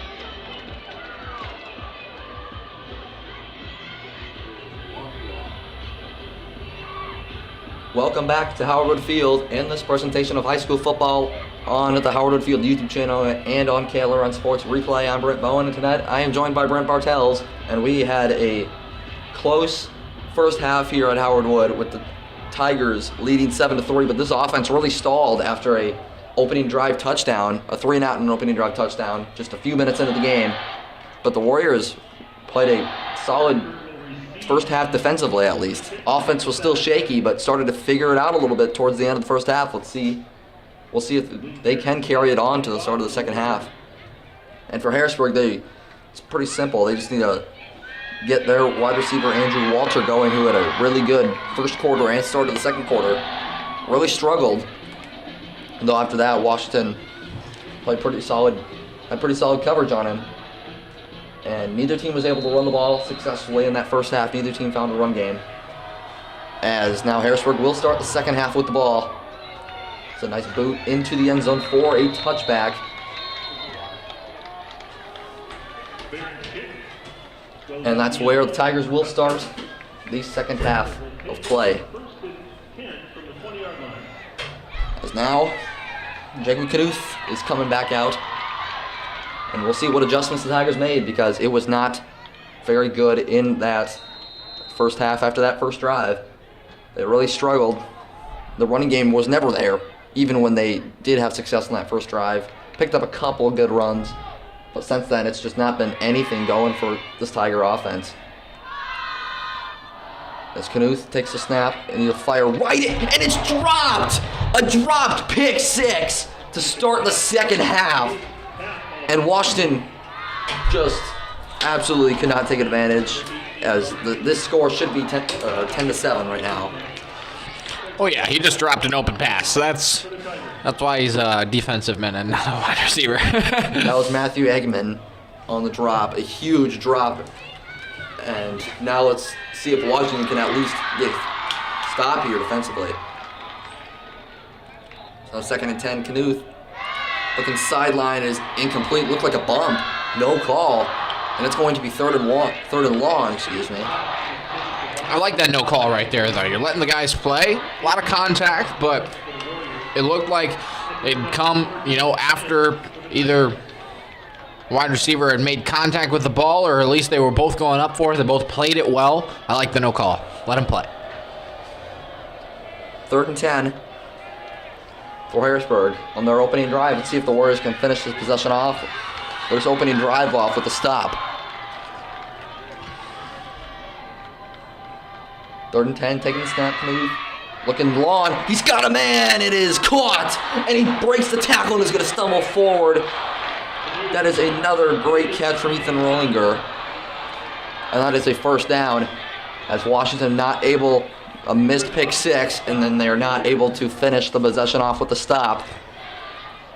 And it's a first down. Harrisburg getting close to midfield. 28-yard play right there as well. That's a nice pass, nice catch, broken tackle, first down. They actually had Lincoln Carlson even deeper down the field. He had even more wide open.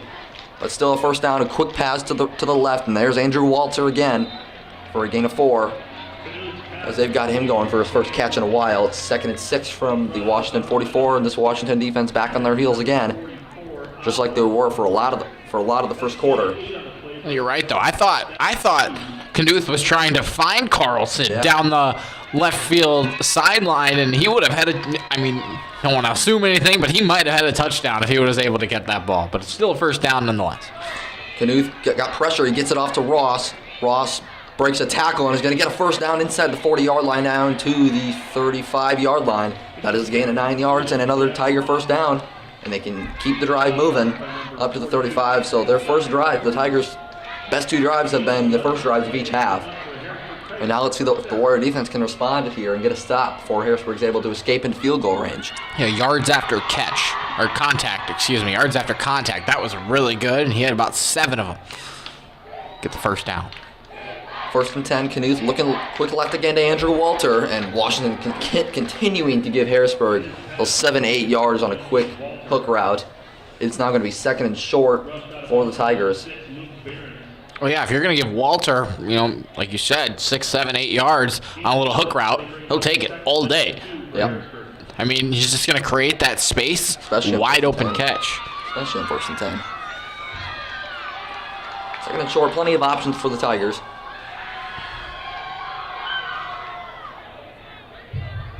Now 10 seconds left on the play clock for Knuth. He takes a snap. He's going to just fire it off on a screen pass to Ross, and he's going to spin forward for a gain of 1. And it's going to be 3rd and 1 for Harrisburg. what was probably 4-down territory. That was a really tough 1 yard. Yeah. It looked like he got more. Yeah, a couple of spin moves and finally going down, but Ross trying to fight his way for the first down was a yard short. Bunch of passes. They come out with a run. Try to get that 1 yard. 3rd and 1. And motions Carlson. He takes the snap, rolls left. He is going to run, and he is going to get the first down and run out of bounds after a gain of 2. Not much, but it's enough. And the Tigers move the sticks for the first down. Now that seemed to be solid defense there for the Warriors. Just couldn't tell who was on the edge there. That was for Washington, number 35, Kendis Ledbetter. Looked like a designed run as well to the left side. He was holding it, Knuth in his left hand, not trying to throw with the left hand rolling left, but picked up enough for the first down, keeps the chains moving.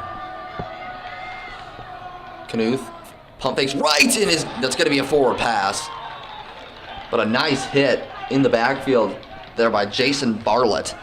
And he's going to break up that pass. Knuth, fortunate that he didn't get stripped from behind there. It's going to be 2nd and 10 for the Tigers from the Warrior 24-yard line, excuse me.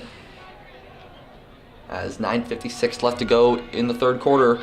Harrisburg trying to finish off another touchdown drive on their first drive of a half. Knuth looked like somebody might have jumped, but Ross will take it to the right, and it falls loose, and I think the Warriors fell on it. And they did. A big turnover for the Warriors, and they get a stop as Harrisburg's threat will end inside the Washington 24-yard line. And that is a costly turnover for Harrisburg as Washington's defense gets a huge stop. And now we'll see if this offense can kind of build off that momentum. I couldn't tell who their... Randolph Kapai. Randolph Kapai was there, knocked it loose, stripped it, and it looked like it was Gabe Friendrich that jumped on it as well. So overall, good effort right there by the Warriors. Nice stop, nice strip, and then they fell on it. Hopefully will turn into some momentum for them after the field goal to end the first half. Obviously a big turnover there as the Warriors are able to get the stop, and it seemed like the Tigers were kind of in control of that drive. Now the Warriors got to hurry up. 5 seconds left in the play clock. They just got out on the field. Thompson and the Warriors continue to go to that passing game. He steps up. He gets away from pressure, and he fires a nice pass to Strom, and he's going to get up to the 44-yard line for a gain of 16 yards. So Thompson, there's a flag back at the 34. And then it's looking like it's probably in the area of an illegal man downfield, which we saw a few times last week as well on Washington. And it's called.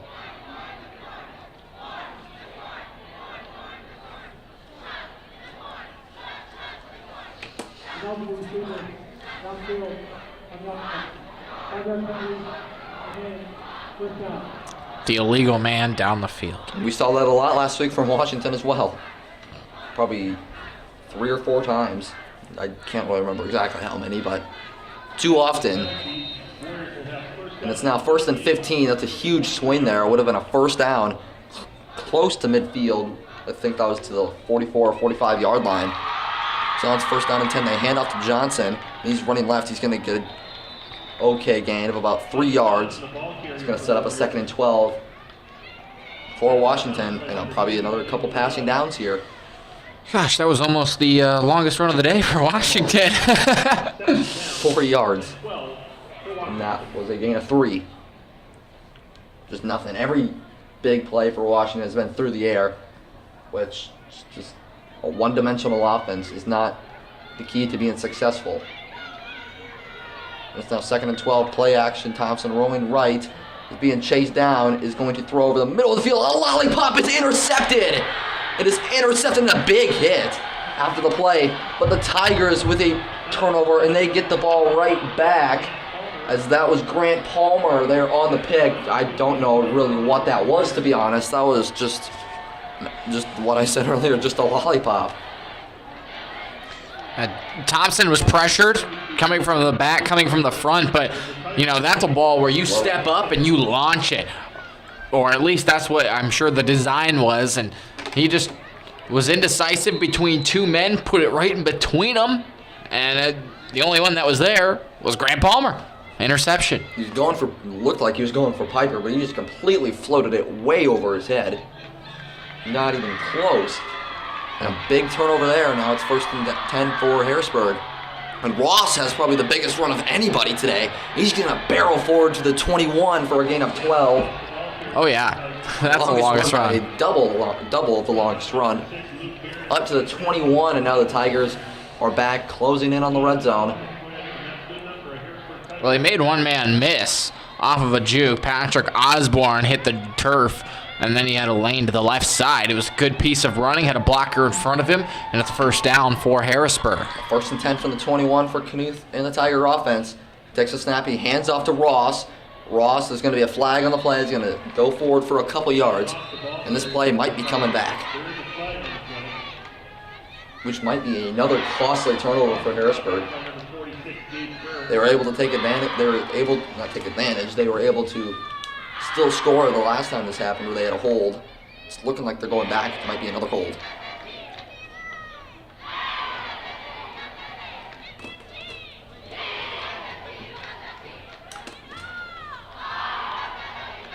Now is kind of a long conversation between the officials here. And now we'll finally get the call.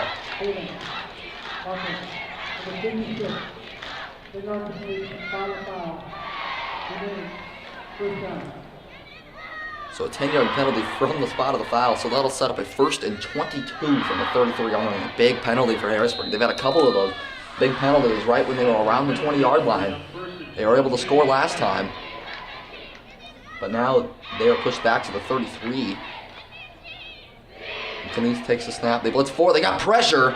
Knuth able to escape, and he's running towards the sideline. He's going to get forward and run for about 4 or 5 yards. He's able to escape, and now he gets something out of nothing. As the Warriors got a lot of pressure, it looked like it was Kenneth Ledbetter in there again on pressure. All right, pressure off of the near side, and it was Ledbetter. Couldn't chase him down. Knuth got to the far side and was able to pick up, you said 4, but they made something out of nothing. That's the positive out of that play.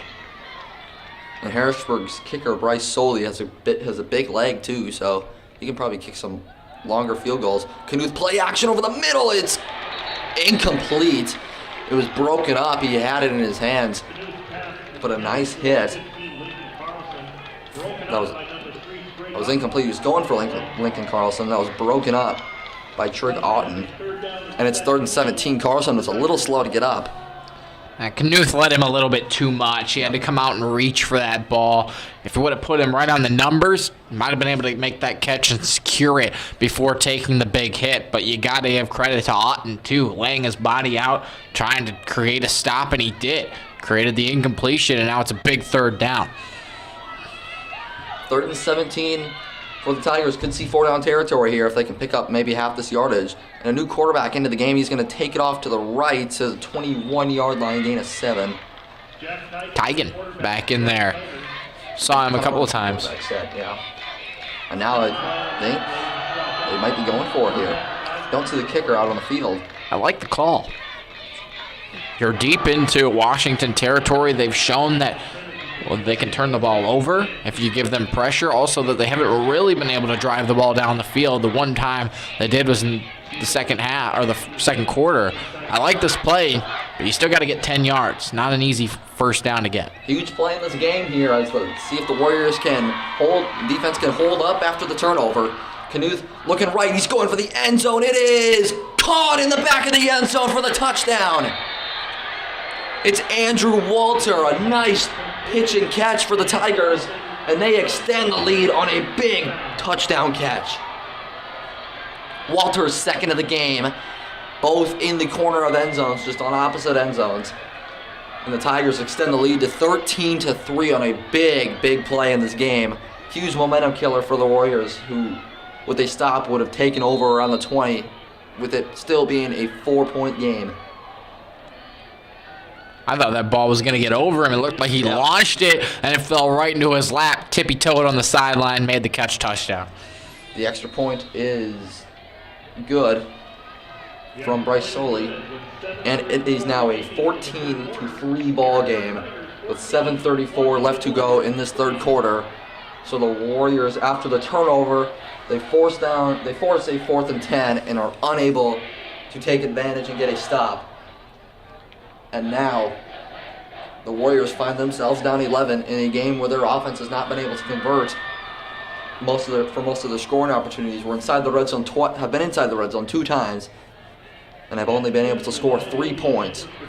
It was a nice 35-yard drive, though. After the interception from Palmer, he was able to secure it, and then you just march down the field. He ran into a couple of penalties down here towards the end zone, but you were able to capitalize on them in a big 4th and 10 call. He said it was going to be a big play. Harrisburg executed, and that's why they are up by a good score right now of 14-3.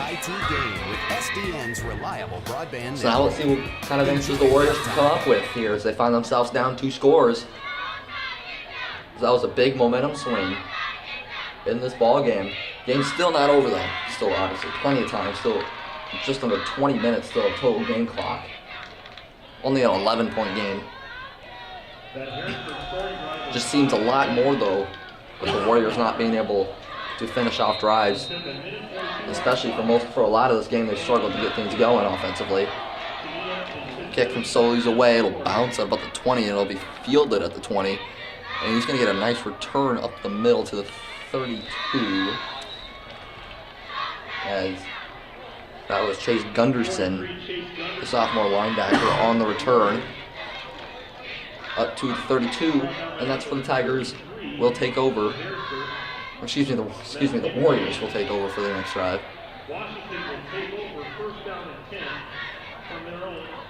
Now we'll see what kind of answers Washington call. If Max Thompson's really gotten going, he's just made a huge mistake on the last drive, but we saw towards the end of the first half he made some pretty nice throws. Washington has to answer on this drive. Yeah. Because if you can't score here and Harrisburg scores again, that's really gonna. And Johnson's able to get a nice run, probably his longest run of the night. That's a gain of 7, up to the 39. So Washington finally maybe being able to establish a little bit of a run. Still, obviously, a lot more. Still only 1 run. Harrisburg's done a good job with his rushing attack all night. And it's now 2nd and short. Finally, a 2nd and short for Washington. Haven't had many of these tonight. Up at the 39. It's going to be another handoff to Johnson. He's going to try for the left edge, but he's going to be brought down for a loss of 2 yards, and it's going to be a 3rd and 5 coming up for Washington, and it's going to be a big play in this game. Down 11 points here against a good Harrisburg team. I don't want to say you have to go for it on every 4th down from here on out, but time is starting to tick. We're in the later half of this game, and they've already shown that you can't get a lot going on offense. A couple of big plays here and there, but you really have to make these 3rd downs count. 3rd and 5, not super easy. You're going to have to come up with something here to avoid 4th down. 3rd and 5 for Thompson and the Warriors. He takes the snap. He's looking, and he's got a man, Johnson, over the middle of the field. He breaks 1 tackle, not able to break another. He is able to gain 1 yard, and it's going to be a 4th and 4 for Washington. And now we'll see what head coach Ryan Evans decides to do, and he's going to bring out the punting unit and punt this ball away going into the wind. You're down. You are halfway through this 3rd quarter, and you're going to have 12 minutes left in the 4th. And you don't have a ton of time left. Harrisburg, I expect them to still try to push the ball down the field, but be very methodical about it. Barons punts it away. Remember, Carlson muffed another one, and the Warriors are going to fall on it. Lincoln Carlson muffed his 2nd punt of the game, and the Warriors are going to take over at the 15-yard line. Unbelievable. Yeah, that is definitely not what you want to do if you're Harrisburg. Oh my gosh. Barons had a 60-yard punt after a muffed punt. And now outcome is even worse. You can't blame the sun. You can't blame the wind on that one. Sun's going down. There's no wind at the stadium. Just drop the ball. And now for Washington's next punt, we might see a new punt returner, possibly. after a couple muff punts. Well, here you go, though. You got to score. Yeah, you absolutely have to put this in the end zone here. After that, Thompson takes a snap. He's got pressure. He steps out. He's got a wide open man in the end zone. It is caught for the touchdown. It's Carson Strom. And the Warriors make it a 5-point game as they take advantage of that costly muffed punt. And they are right back in this ball game, right where they want to be, down 5. And now they are an extra point away from making this a 4-point game with 5:27 left to go in the third quarter. Harrisburg was bringing too much pressure off that far side, and They almost got sacked. yeah, they almost did, but almost doesn't count, right? Yeah. They scored, they capitalized off of it, and the extra point is good. 14-10 Tigers lead. 5:27 to go in quarter number 3. Now Harrisburg saw an 11-point lead, about to get the ball back situation go to a disaster, down to a 4-point game. Let the Warriors, who had been a struggling offense, right back in this game with 5.5 minutes left to go in the third quarter. Still obviously plenty of time. Now the Tigers are going to need to come up with another answer, as this Warrior team has a lot of confidence right now, has the momentum building onto their side. And now, really, if you're Harrisburg, you have to really avoid a good special teams return here. Not allow Washington needs to not allow Harrisburg to get a big spark on special teams. Try and pin them back as far as you can. This game went from Washington starting or having to kick it off from their 20-yard line to a touchdown and bringing this game within 4 points in 2 plays. And now that could switch the field position for the rest of the game, possibly. That's all it took. Yeah. All right. And Washington is back in this game. If they can get a quick stop, they can go down and score. Behrens boots it off into the end zone, and Carlson will return it, trying to maybe avenge himself a little bit. And he is going to be brought down at the 21-yard line. So, I guess about the same as if you would have just let it go for a touchback. But now, Jacob Knuth and the Tigers are coming out searching for an answer here as they try and extend this lead back after costly turnover on special teams and a Warrior touchdown. And now it is 1st and 10 from their own 22. Not great field position. And we'll see if Knuth and the offense can get some more plays downfield. 8 seconds left on the play clock. Knuth does three men to his right, and he's going to go to his right, and he's got his man Walter again to the right side, up to the 30, and it's going to be 2nd and short for Harrisburg. They've had a lot of those, just a nice little quick pass, hook play, and they've had that all day. Washington still has yet to find out an answer because they have been just really concerned as Walter has beat them down the sideline 2 times for touchdowns. And now Knuth with 2nd and 2 from the 30. It's going to be a draw play to Ross. Ross up the middle spin move. He's going to have the first down, only a gain of 3. Gain of 1. It's going to be 3rd and short. Don't really know what I was seeing there. 3rd and 1 from the 31. And now a big play in this ball game. A lot of options for Harrisburg. I expect a rollout to the left here from Knuth for where they give him the option to either run the ball for the first down or maybe find a man downfield. His biggest threat, though, Walter, is to his right. So we might see something going that way. It's 3rd and 1 for Harrisburg. They're going to go his way, and he threw it behind his man, Walter, who's open on the slant. And now it is 4th and 1, and let's see what the Tigers want to do here. I think the safe play is just to punt this ball away. The safe play is to punt the ball. But I haven't seen anybody move yet. It looks like they're going for it. But I'm just saying, since this Warrior offense has not put together a complete drive downfield to score a touchdown all the game, so I'm saying maybe that's why you punt the ball here, because they have not completed the drive for a touchdown, and they're just going to sneak up the middle for the first down. Did he get it? I don't think he got it. I thought he might have fumbled. No, they're going to give him the first down. Oh, that was close then. He just got over that line. So Harrisburg does go for it. They do get the first down, but it was not a very pretty first down. As they move the chains now to the 32. And it's first down. They continue to tick this clock as we are now under 4 minutes left to go in the third quarter. The clock is Harrisburg's friend. Even though they've still got a whole nother quarter to go, they can slowly work down the field and score, make it a 2-possession game. That's their goal. Play action. Knuth rolling left. Is going to look for a man, and he either threw it under his man Braxton Anderson or was over the head of his man Aiden Vox. And it's 2nd and 10 on the incompletion. And that'll stop the clock and bring up 2nd and long for the Tigers. But obviously this team is never out of it. It could be a 3rd and 20, and they've still got that man on the top of your screen, Andrew Walter, who's been a big threat downfield for them all game, has really killed the Warriors right now, is responsible for all 14 of their points. And Knuth rolling right out. Screen pass to Ross. Ross with another open hole. He's going to run for a gain of about 8.5 yards, and it's going to set up a 3rd and short for the Tigers from their own 40-yard line. That was a good screenplay. He had a lot of good blockers downfield for him, and he was able to fight really close to that first down. Another big 3rd down, though. It's going to be 3rd and 2. I don't think, if you're this close, they've already shown they don't want to kick it away on 4th. They might go for it again. Running up the middle twice. Might be the play here. They're going to throw it, and he's got the first down to Rollinger again.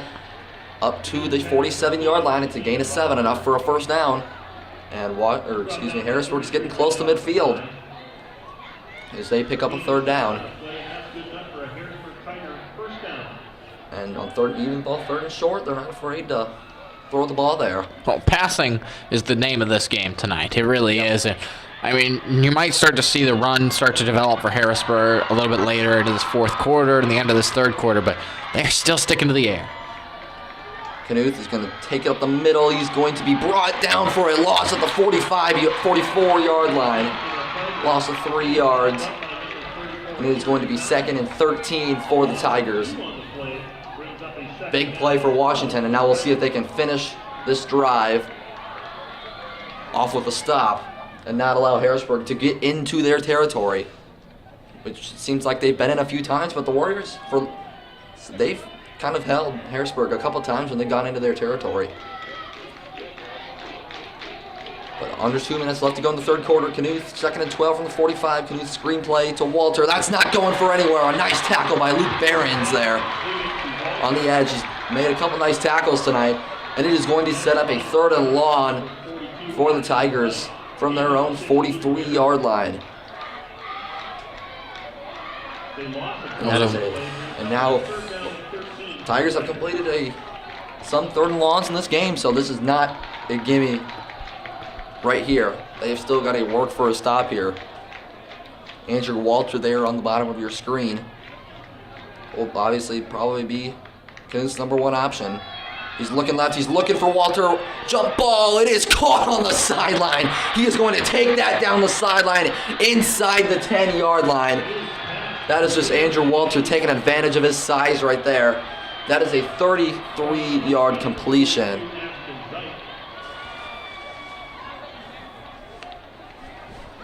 $43-yard completion. There you go.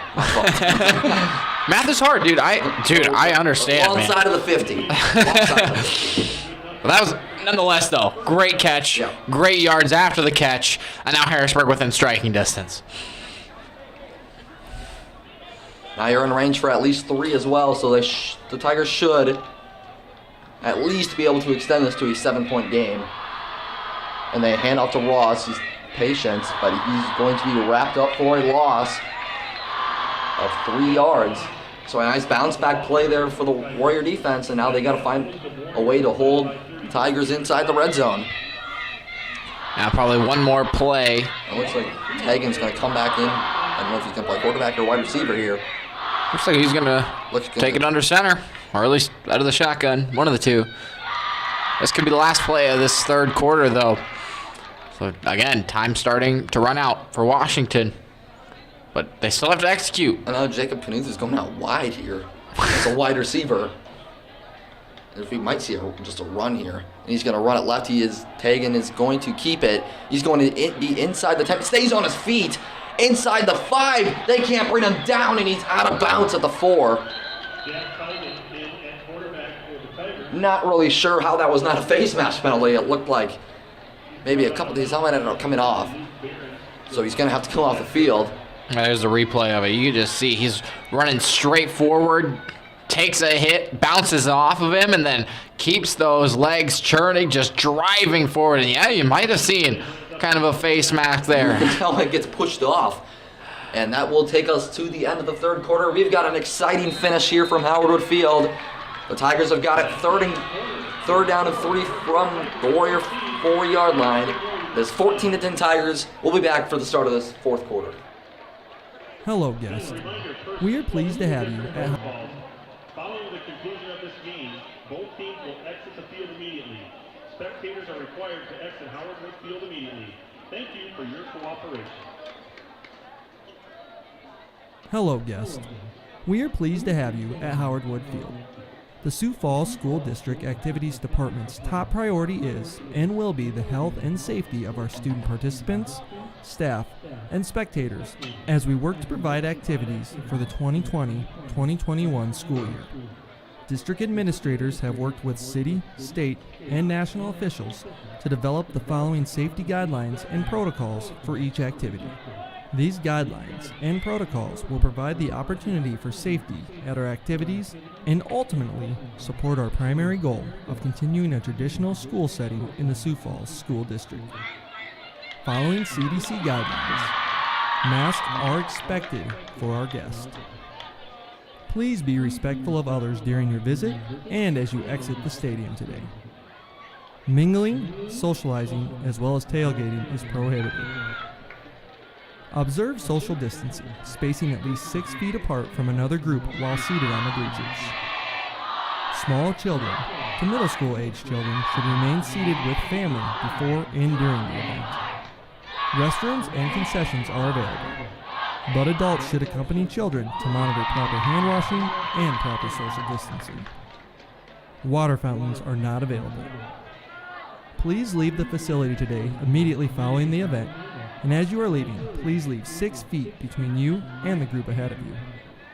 Thank you for your assistance in providing a safe environment for our events.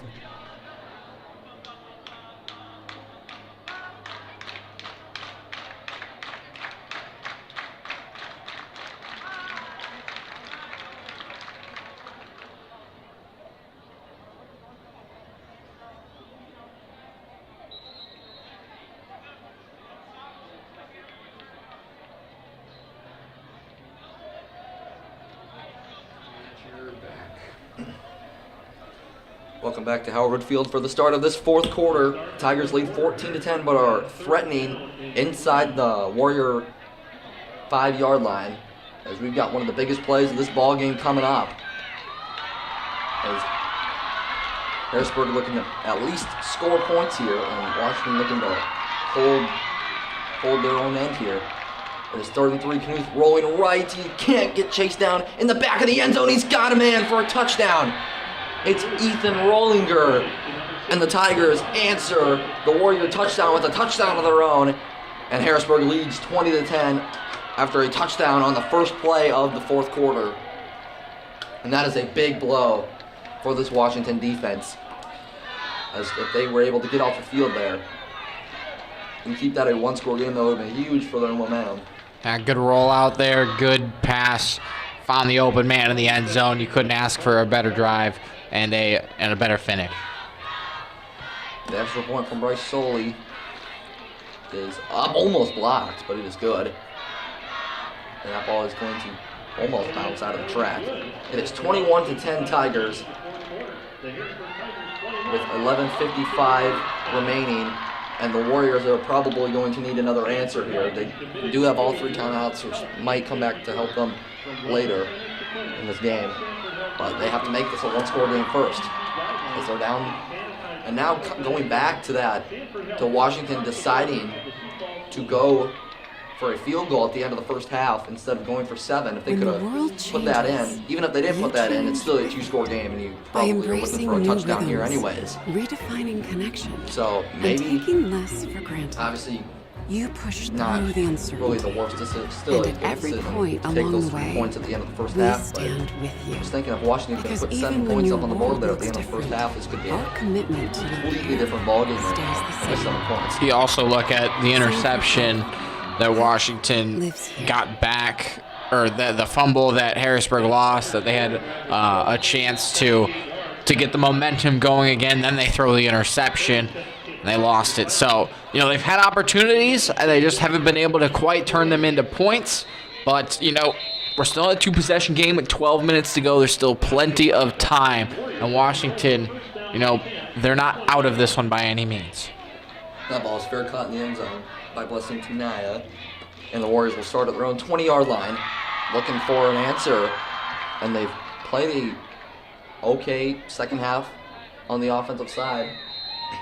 As we said, a couple mistakes from this offense, but they were at least able to take advantage of the muffed punt and turn that into a touchdown. But really in this ballgame, they have not been able to have a complete drive and turn it into a touchdown. They've had one really good drive in this game, and it ended up in a field goal.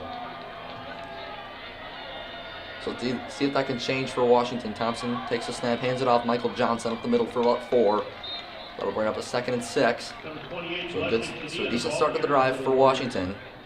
And we could see them being a little more aggressive here, especially on 4th downs. With this, the time really counting down a little bit. Now 2nd and 6.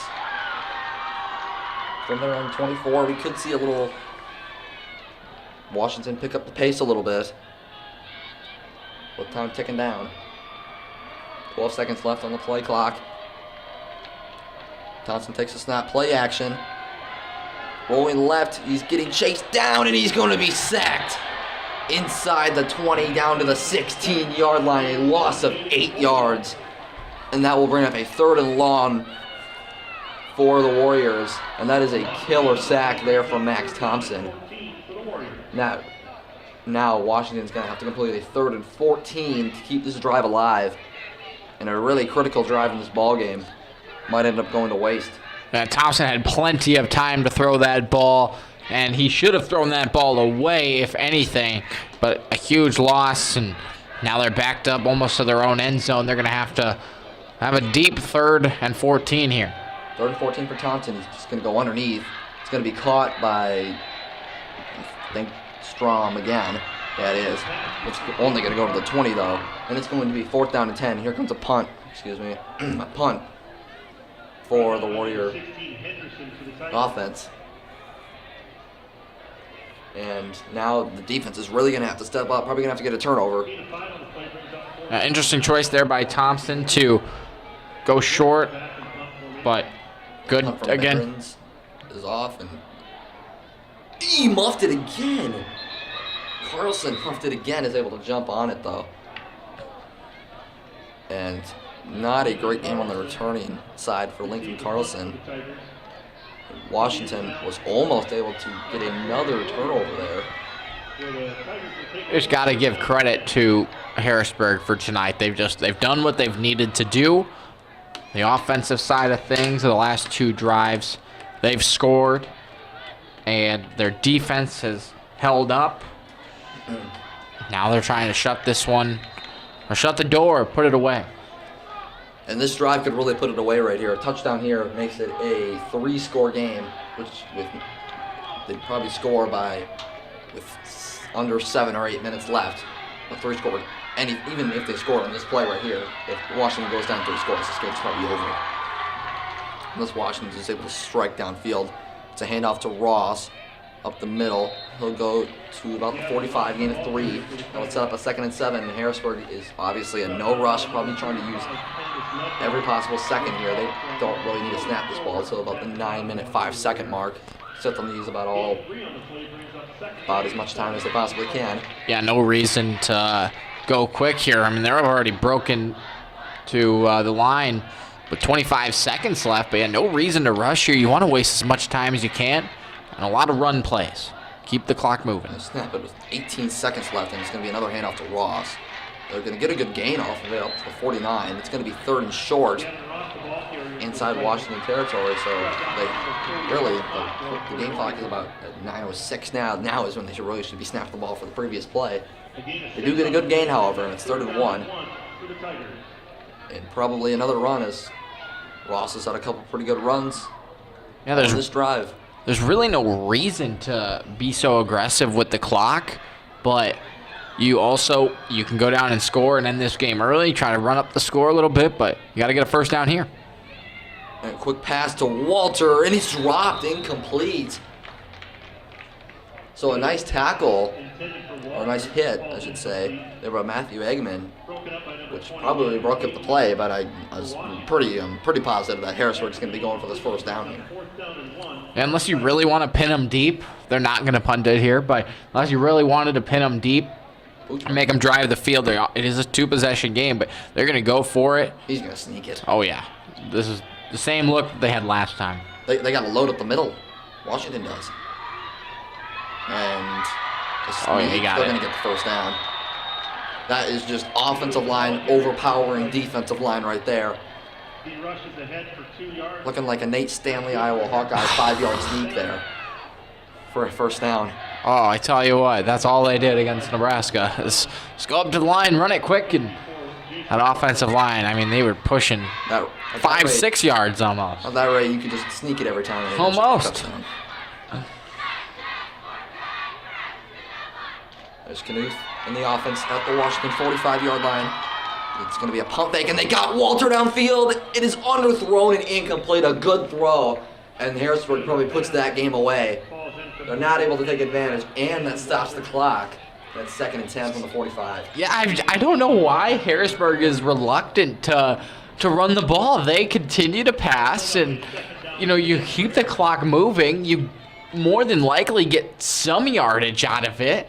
And even now, if you punt it back, a 2-possession game, you're going to pin them deep. I'm very much confused why Harrisburg continues to throw the ball. Tagging rolling right. He might actually throw this one. He's looking to throw, but he's going to be brought down by Behrens at the Harrisburg 48-yard line. And that is a big play. And now, I guess, if you're Harrisburg, you at least run 35 more seconds on the clock. Right. I mean, honestly, you never want to take a sack, but that might honestly be better than an incompletion there. Oh, I think you're right, because you do keep the clock moving, and if Harrisburg does want to take more time off the play clock, let it run down to 5 or 6 seconds. They could. But a big 3rd 14, I think you do run the ball here. You're not really concerned with getting a first down because it is a 2-possession game. You want to take as much time off the clock as possible. Nope, they throw it. And a pass there's the run. He's going to draw it up the middle. No penalties here. We can't allow him to get the first down. He's going to get to the 36. He might have a first down. That's very close. The officials look like they might be in 2 different spots here. That spot could be a difference. They're going to move it back from where it was. It's going to be 4th and short. Well, now you're just going to go up and sneak it again. You're going to go sneak it. But take some time off the clock. You've got 7 minutes to go, 35 seconds of play clock. You only need to run, oh boy, quick math, 14 plays? Yeah. And you get first down on. Not even 14 plays. Right. So you get a first down every 3rd play.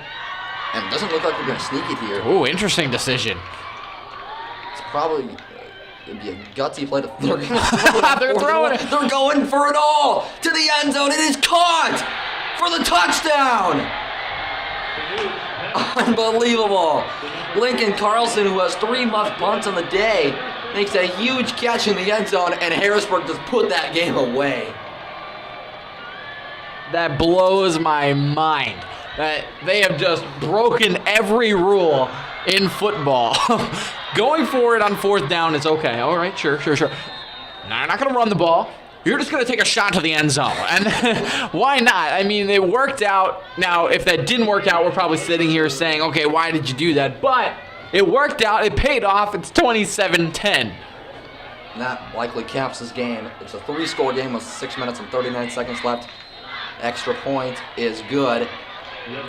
It is 28-10. And a couple of touchdowns here in the 4th quarter from Harrisburg have really put this game away. 4 passing touchdowns from Jacob Knuth. And through 3 quarters, he had already attempted 31 passes. It's really it's the closest stats that we have. But he's probably attempted a good close to 40 passes now, which we just usually don't see in high school football. Which really, there's stronger defensive lines in high school football. There seems in secondaries, so maybe this will allow the Tigers to have a lot of success this season. The Tigers have scored on their last 3 possessions. That's what they needed to do. They've come out in this second half. They lost the fumble on their first possession at a halftime after getting 3 first downs, but then have come out here and just taken it to this Washington defense. They did what they needed to do. They also, have just been able to throw the ball well, and that's the difference in this game. So the Warriors will probably need a big play either on special teams or on really soon on the drive, because they're down 3 scores. They do have all 3 timeouts, likely going to have to convert an onside kick. So, it's not looking good. It's looking like Washington might fall to 1-1. Blessing Tanaya catch in the end zone or touchback. And I'm not really sure what the rule is here in high school football. It didn't really look like he called for a fair catch, so maybe if you catch in the end zone. If you kick it in the end zone, it's an automatic. Yep.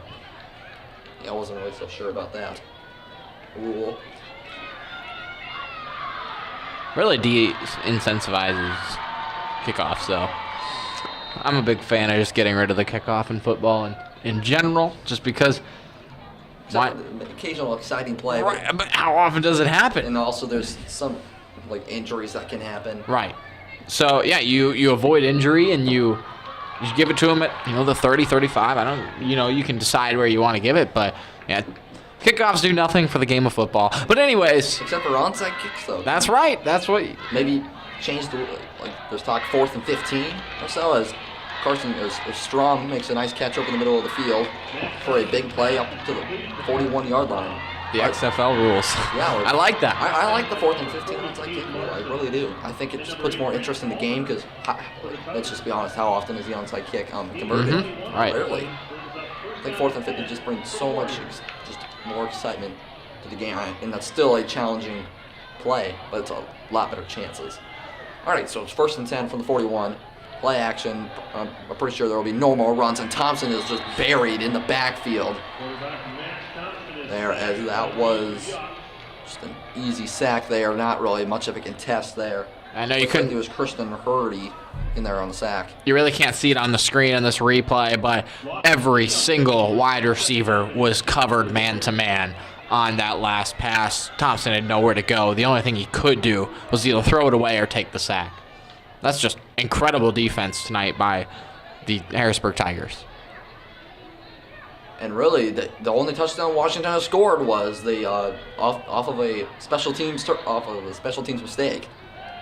So now Thompson steps up into the pocket, fires right. It's caught by Hansen, up past the 45, down close to midfield. Good gain of about 16 there, and that's going to set up a 3rd and short. And it's obviously everything's 4-down territory now for Washington, down 3 scores. 5:21 left to go in this ball game. Harrisburg went with the zone defense that time, and good job by Thompson here on the replay. You can see trips to the right, and he just finds the underneath route. Good pass from Thompson. Good catch. A couple of good yards after the play as well. Gets him close to a 1st down. Timeout Washington. Use a timeout now. That's gonna burn about 45 or 50 extra seconds now that you can save defensively, but we'll take a quick break and we'll be right back with the Tigers up 28-10 with 5:21 left to go. Exit Howard Wood Field immediately. Thank you for your cooperation.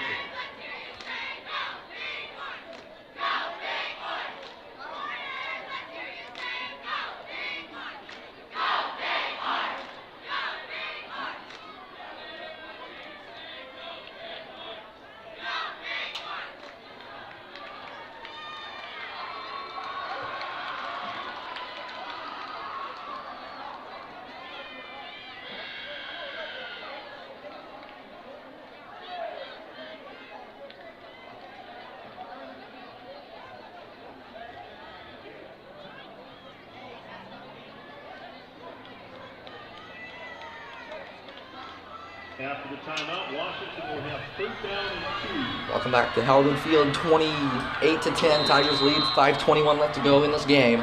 It's a big 3rd down coming up for Washington. They got 2 plays to get 2 yards. As Thompson's in the gun, he takes the snap. He's looking left. He's got pressure. He fires. It's caught by Hansen. He's going to have the 1st down to the 47. And now Washington's going to have to hurry up to the line as they need a touchdown here, and they will definitely probably attempt for an onside kick. And Washington seems to be kind of taking their time a little bit here. It's definitely not over, but yeah, when you're taking your time, you're just letting precious seconds tick away. You're going to have to get at least one onside kick here. Thompson back to pass. He's looking deep. He's got a man. It is caught. What a catch for the touchdown. Unbelievable. What a catch by Malcolm Johnson in traffic, and is able to hold on and run in for the touchdown, and does not fall down. A huge momentum spark as offensive lineman falls down while running to the line of scrimmage. And they're going to try for the extra point here. What a catch. And this is now a 2-score game, and maybe gives Washington a little spark that they needed on offense. So we've seen just everybody just slinging the ball around today. Barron's extra point is good. And it is an 11-point game, a likely onside kick coming for the Warriors. And they don't need the conversion here, but it would be liked. And plus, you get it from the 40-yard line, so it's instead of like the 35, I think is what it is in the upper leagues, like the college and NFL. Even if you don't get it, the Tigers should still have the ball in their own territory, which is obviously way out of field goal range.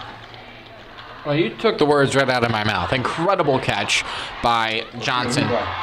Yeah, I mean, there you go. I mean, he just mossed him. He did. He mossed him and then took control of the ball. Johnson just walked right into the end zone then, and he's celebrating.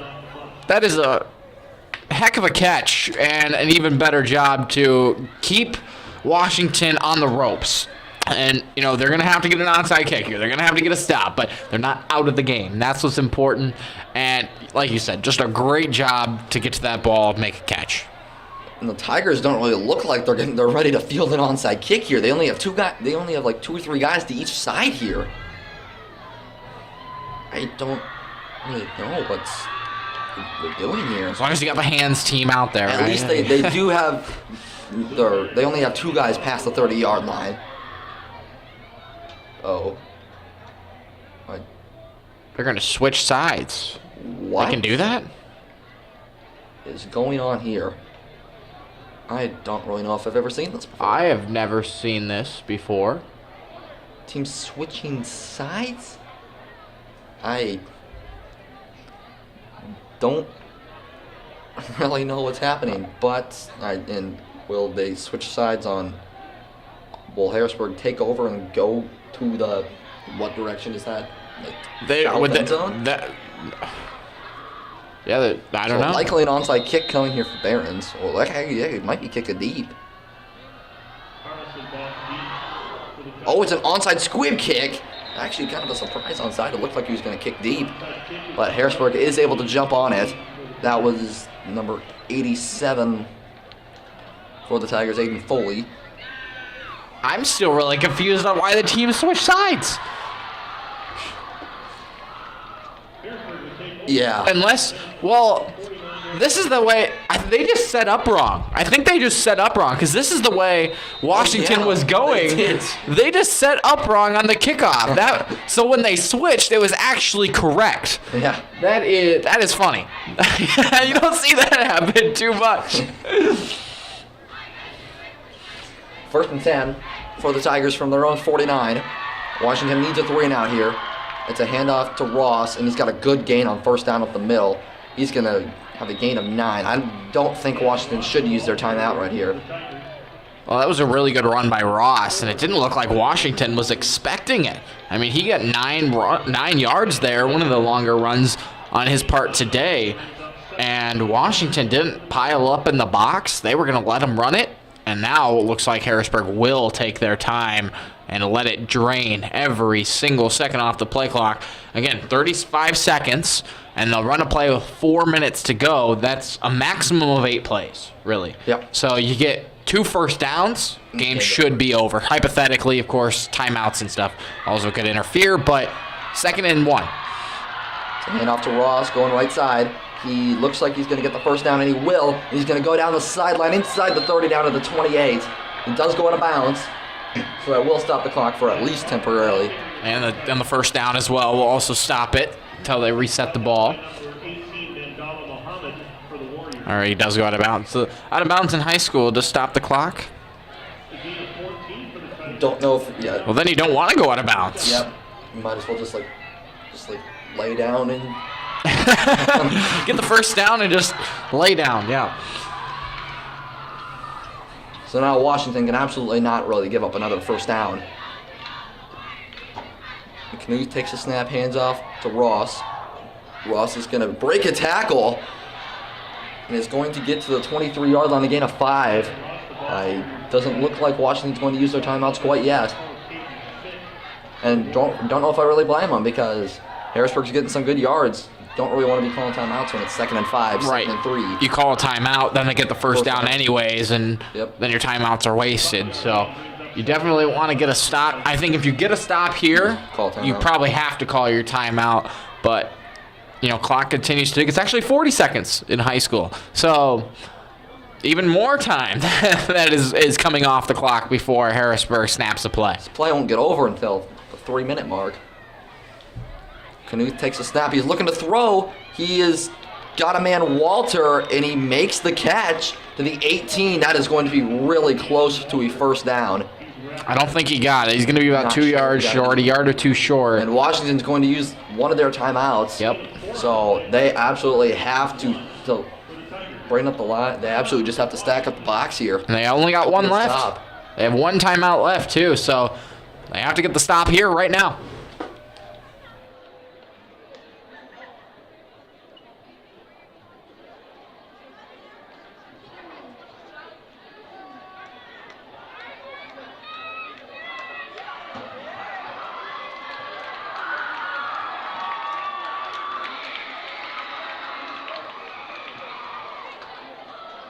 Just a reminder of the Harrisburg Field rules and regulations. There's no outside food or drink allowed in the stadium. Tailgating is prohibited. Violators will be subject to not being able to attend the event and/or arrest. Spectators must remain behind the fences at all times. All fans, event staff, coaches, directors, and student participants will vacate the facilities upon immediate completion of the event. Welcome back to Howard Field. Big 3rd down and 1 here for the Tigers, as Washington is trying to keep this game alive to at least give their offense the ball back, down 2 scores.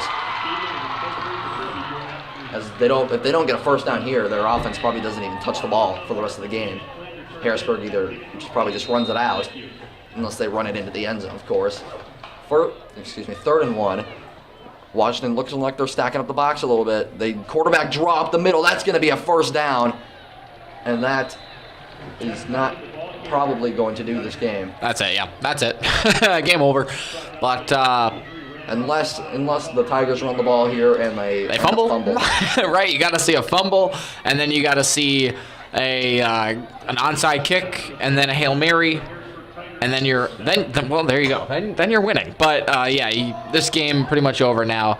And props to the Tigers. They really came out and showed, not the greatest Washington team, but they executed. They did what they needed to do, and they're going to walk out of here with a victory. And Washington, at least for what I saw them last week, I did not think they were actually going to come and compete this well against this Tiger team who just blew out Rapid City Central. I guess it was Rapid City Central. I get that, but they won by 56 points. Was not really impressed by this Warrior team last week, but they came out and at least fought a little bit today and put up a little bit of a fight against this Harrisburg team.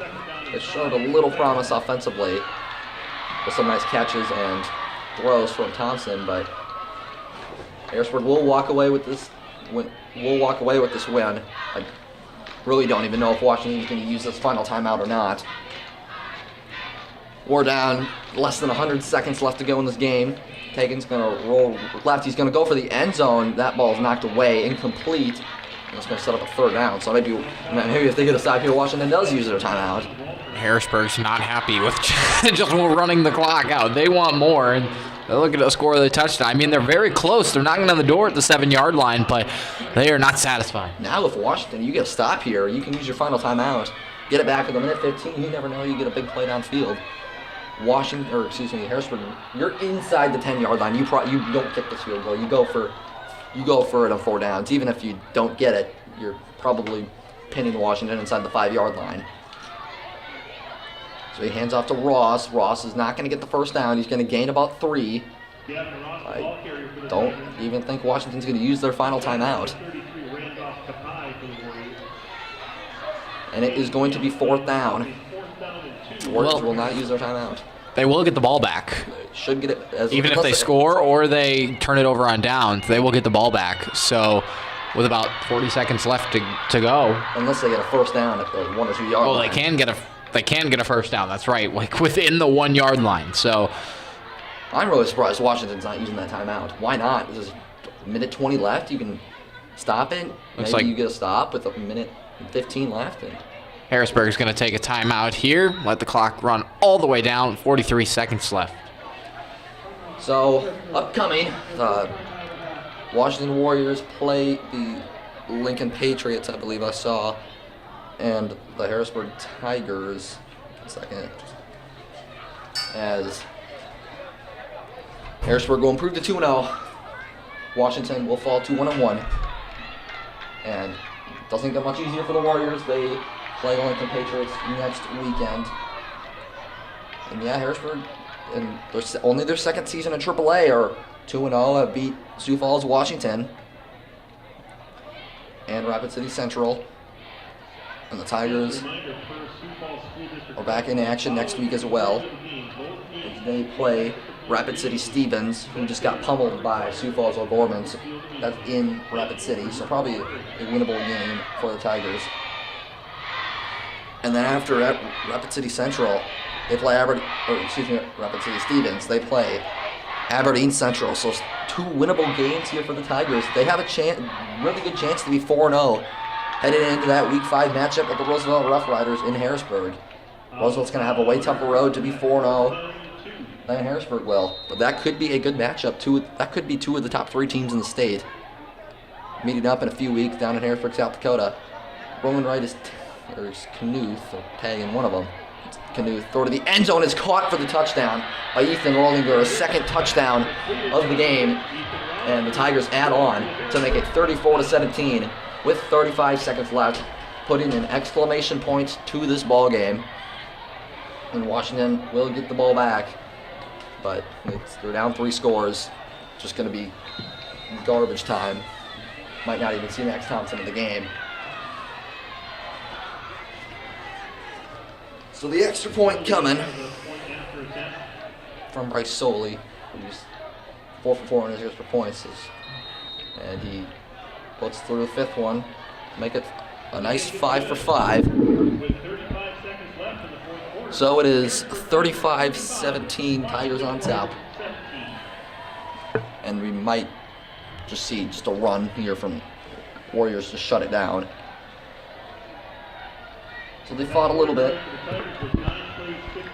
An overall good game. For the most part, this was an exciting first half. Very close 7-3, and then all of a sudden Harrisburg comes out and scores on pretty much every single drive they have in the second half. And as you mentioned, put the exclamation point on this one, and we'll walk out of here 2-0. And yeah, it was 7-3 at halftime, but just an offensive explosion, even from the Warriors.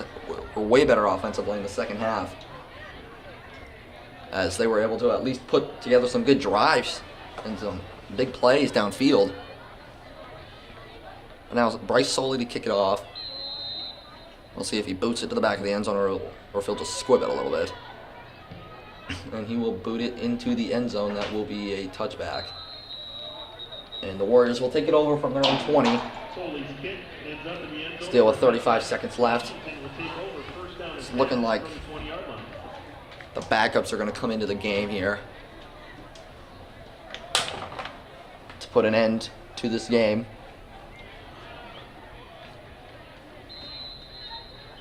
And we'll see if Washington's going to take the field. Don't know what they could possibly be talking about here. There's still a chance. That's what they're saying. Think so? Just all of a sudden, 8 seconds left in the play clock. They're going to have to get out there and snap it right away. They're not even going to get set. There's going to be a delayed game here. 0 seconds left. And they're just going to let it go. Yeah, that was probably about negative 5 seconds left in the play clock. That's a handoff up the middle to number 8, Tristan Fitzsimmons, and I think Washington's going to let this go. And this ball game, they're walking off the field and looking like they are fine with this game being over. Well, they're talking down here to the near sideline, but yeah, they're not gonna get back out there to call a play. They have surrendered. And 3, 2, 1. So this ball game is over. The Tigers improved to 2-0 and win 35-17. They'll play Rapid City Stevens next weekend in Rapid City as the Warriors fall to 1-1 and will play the Lincoln Patriots here at Howard Field next week.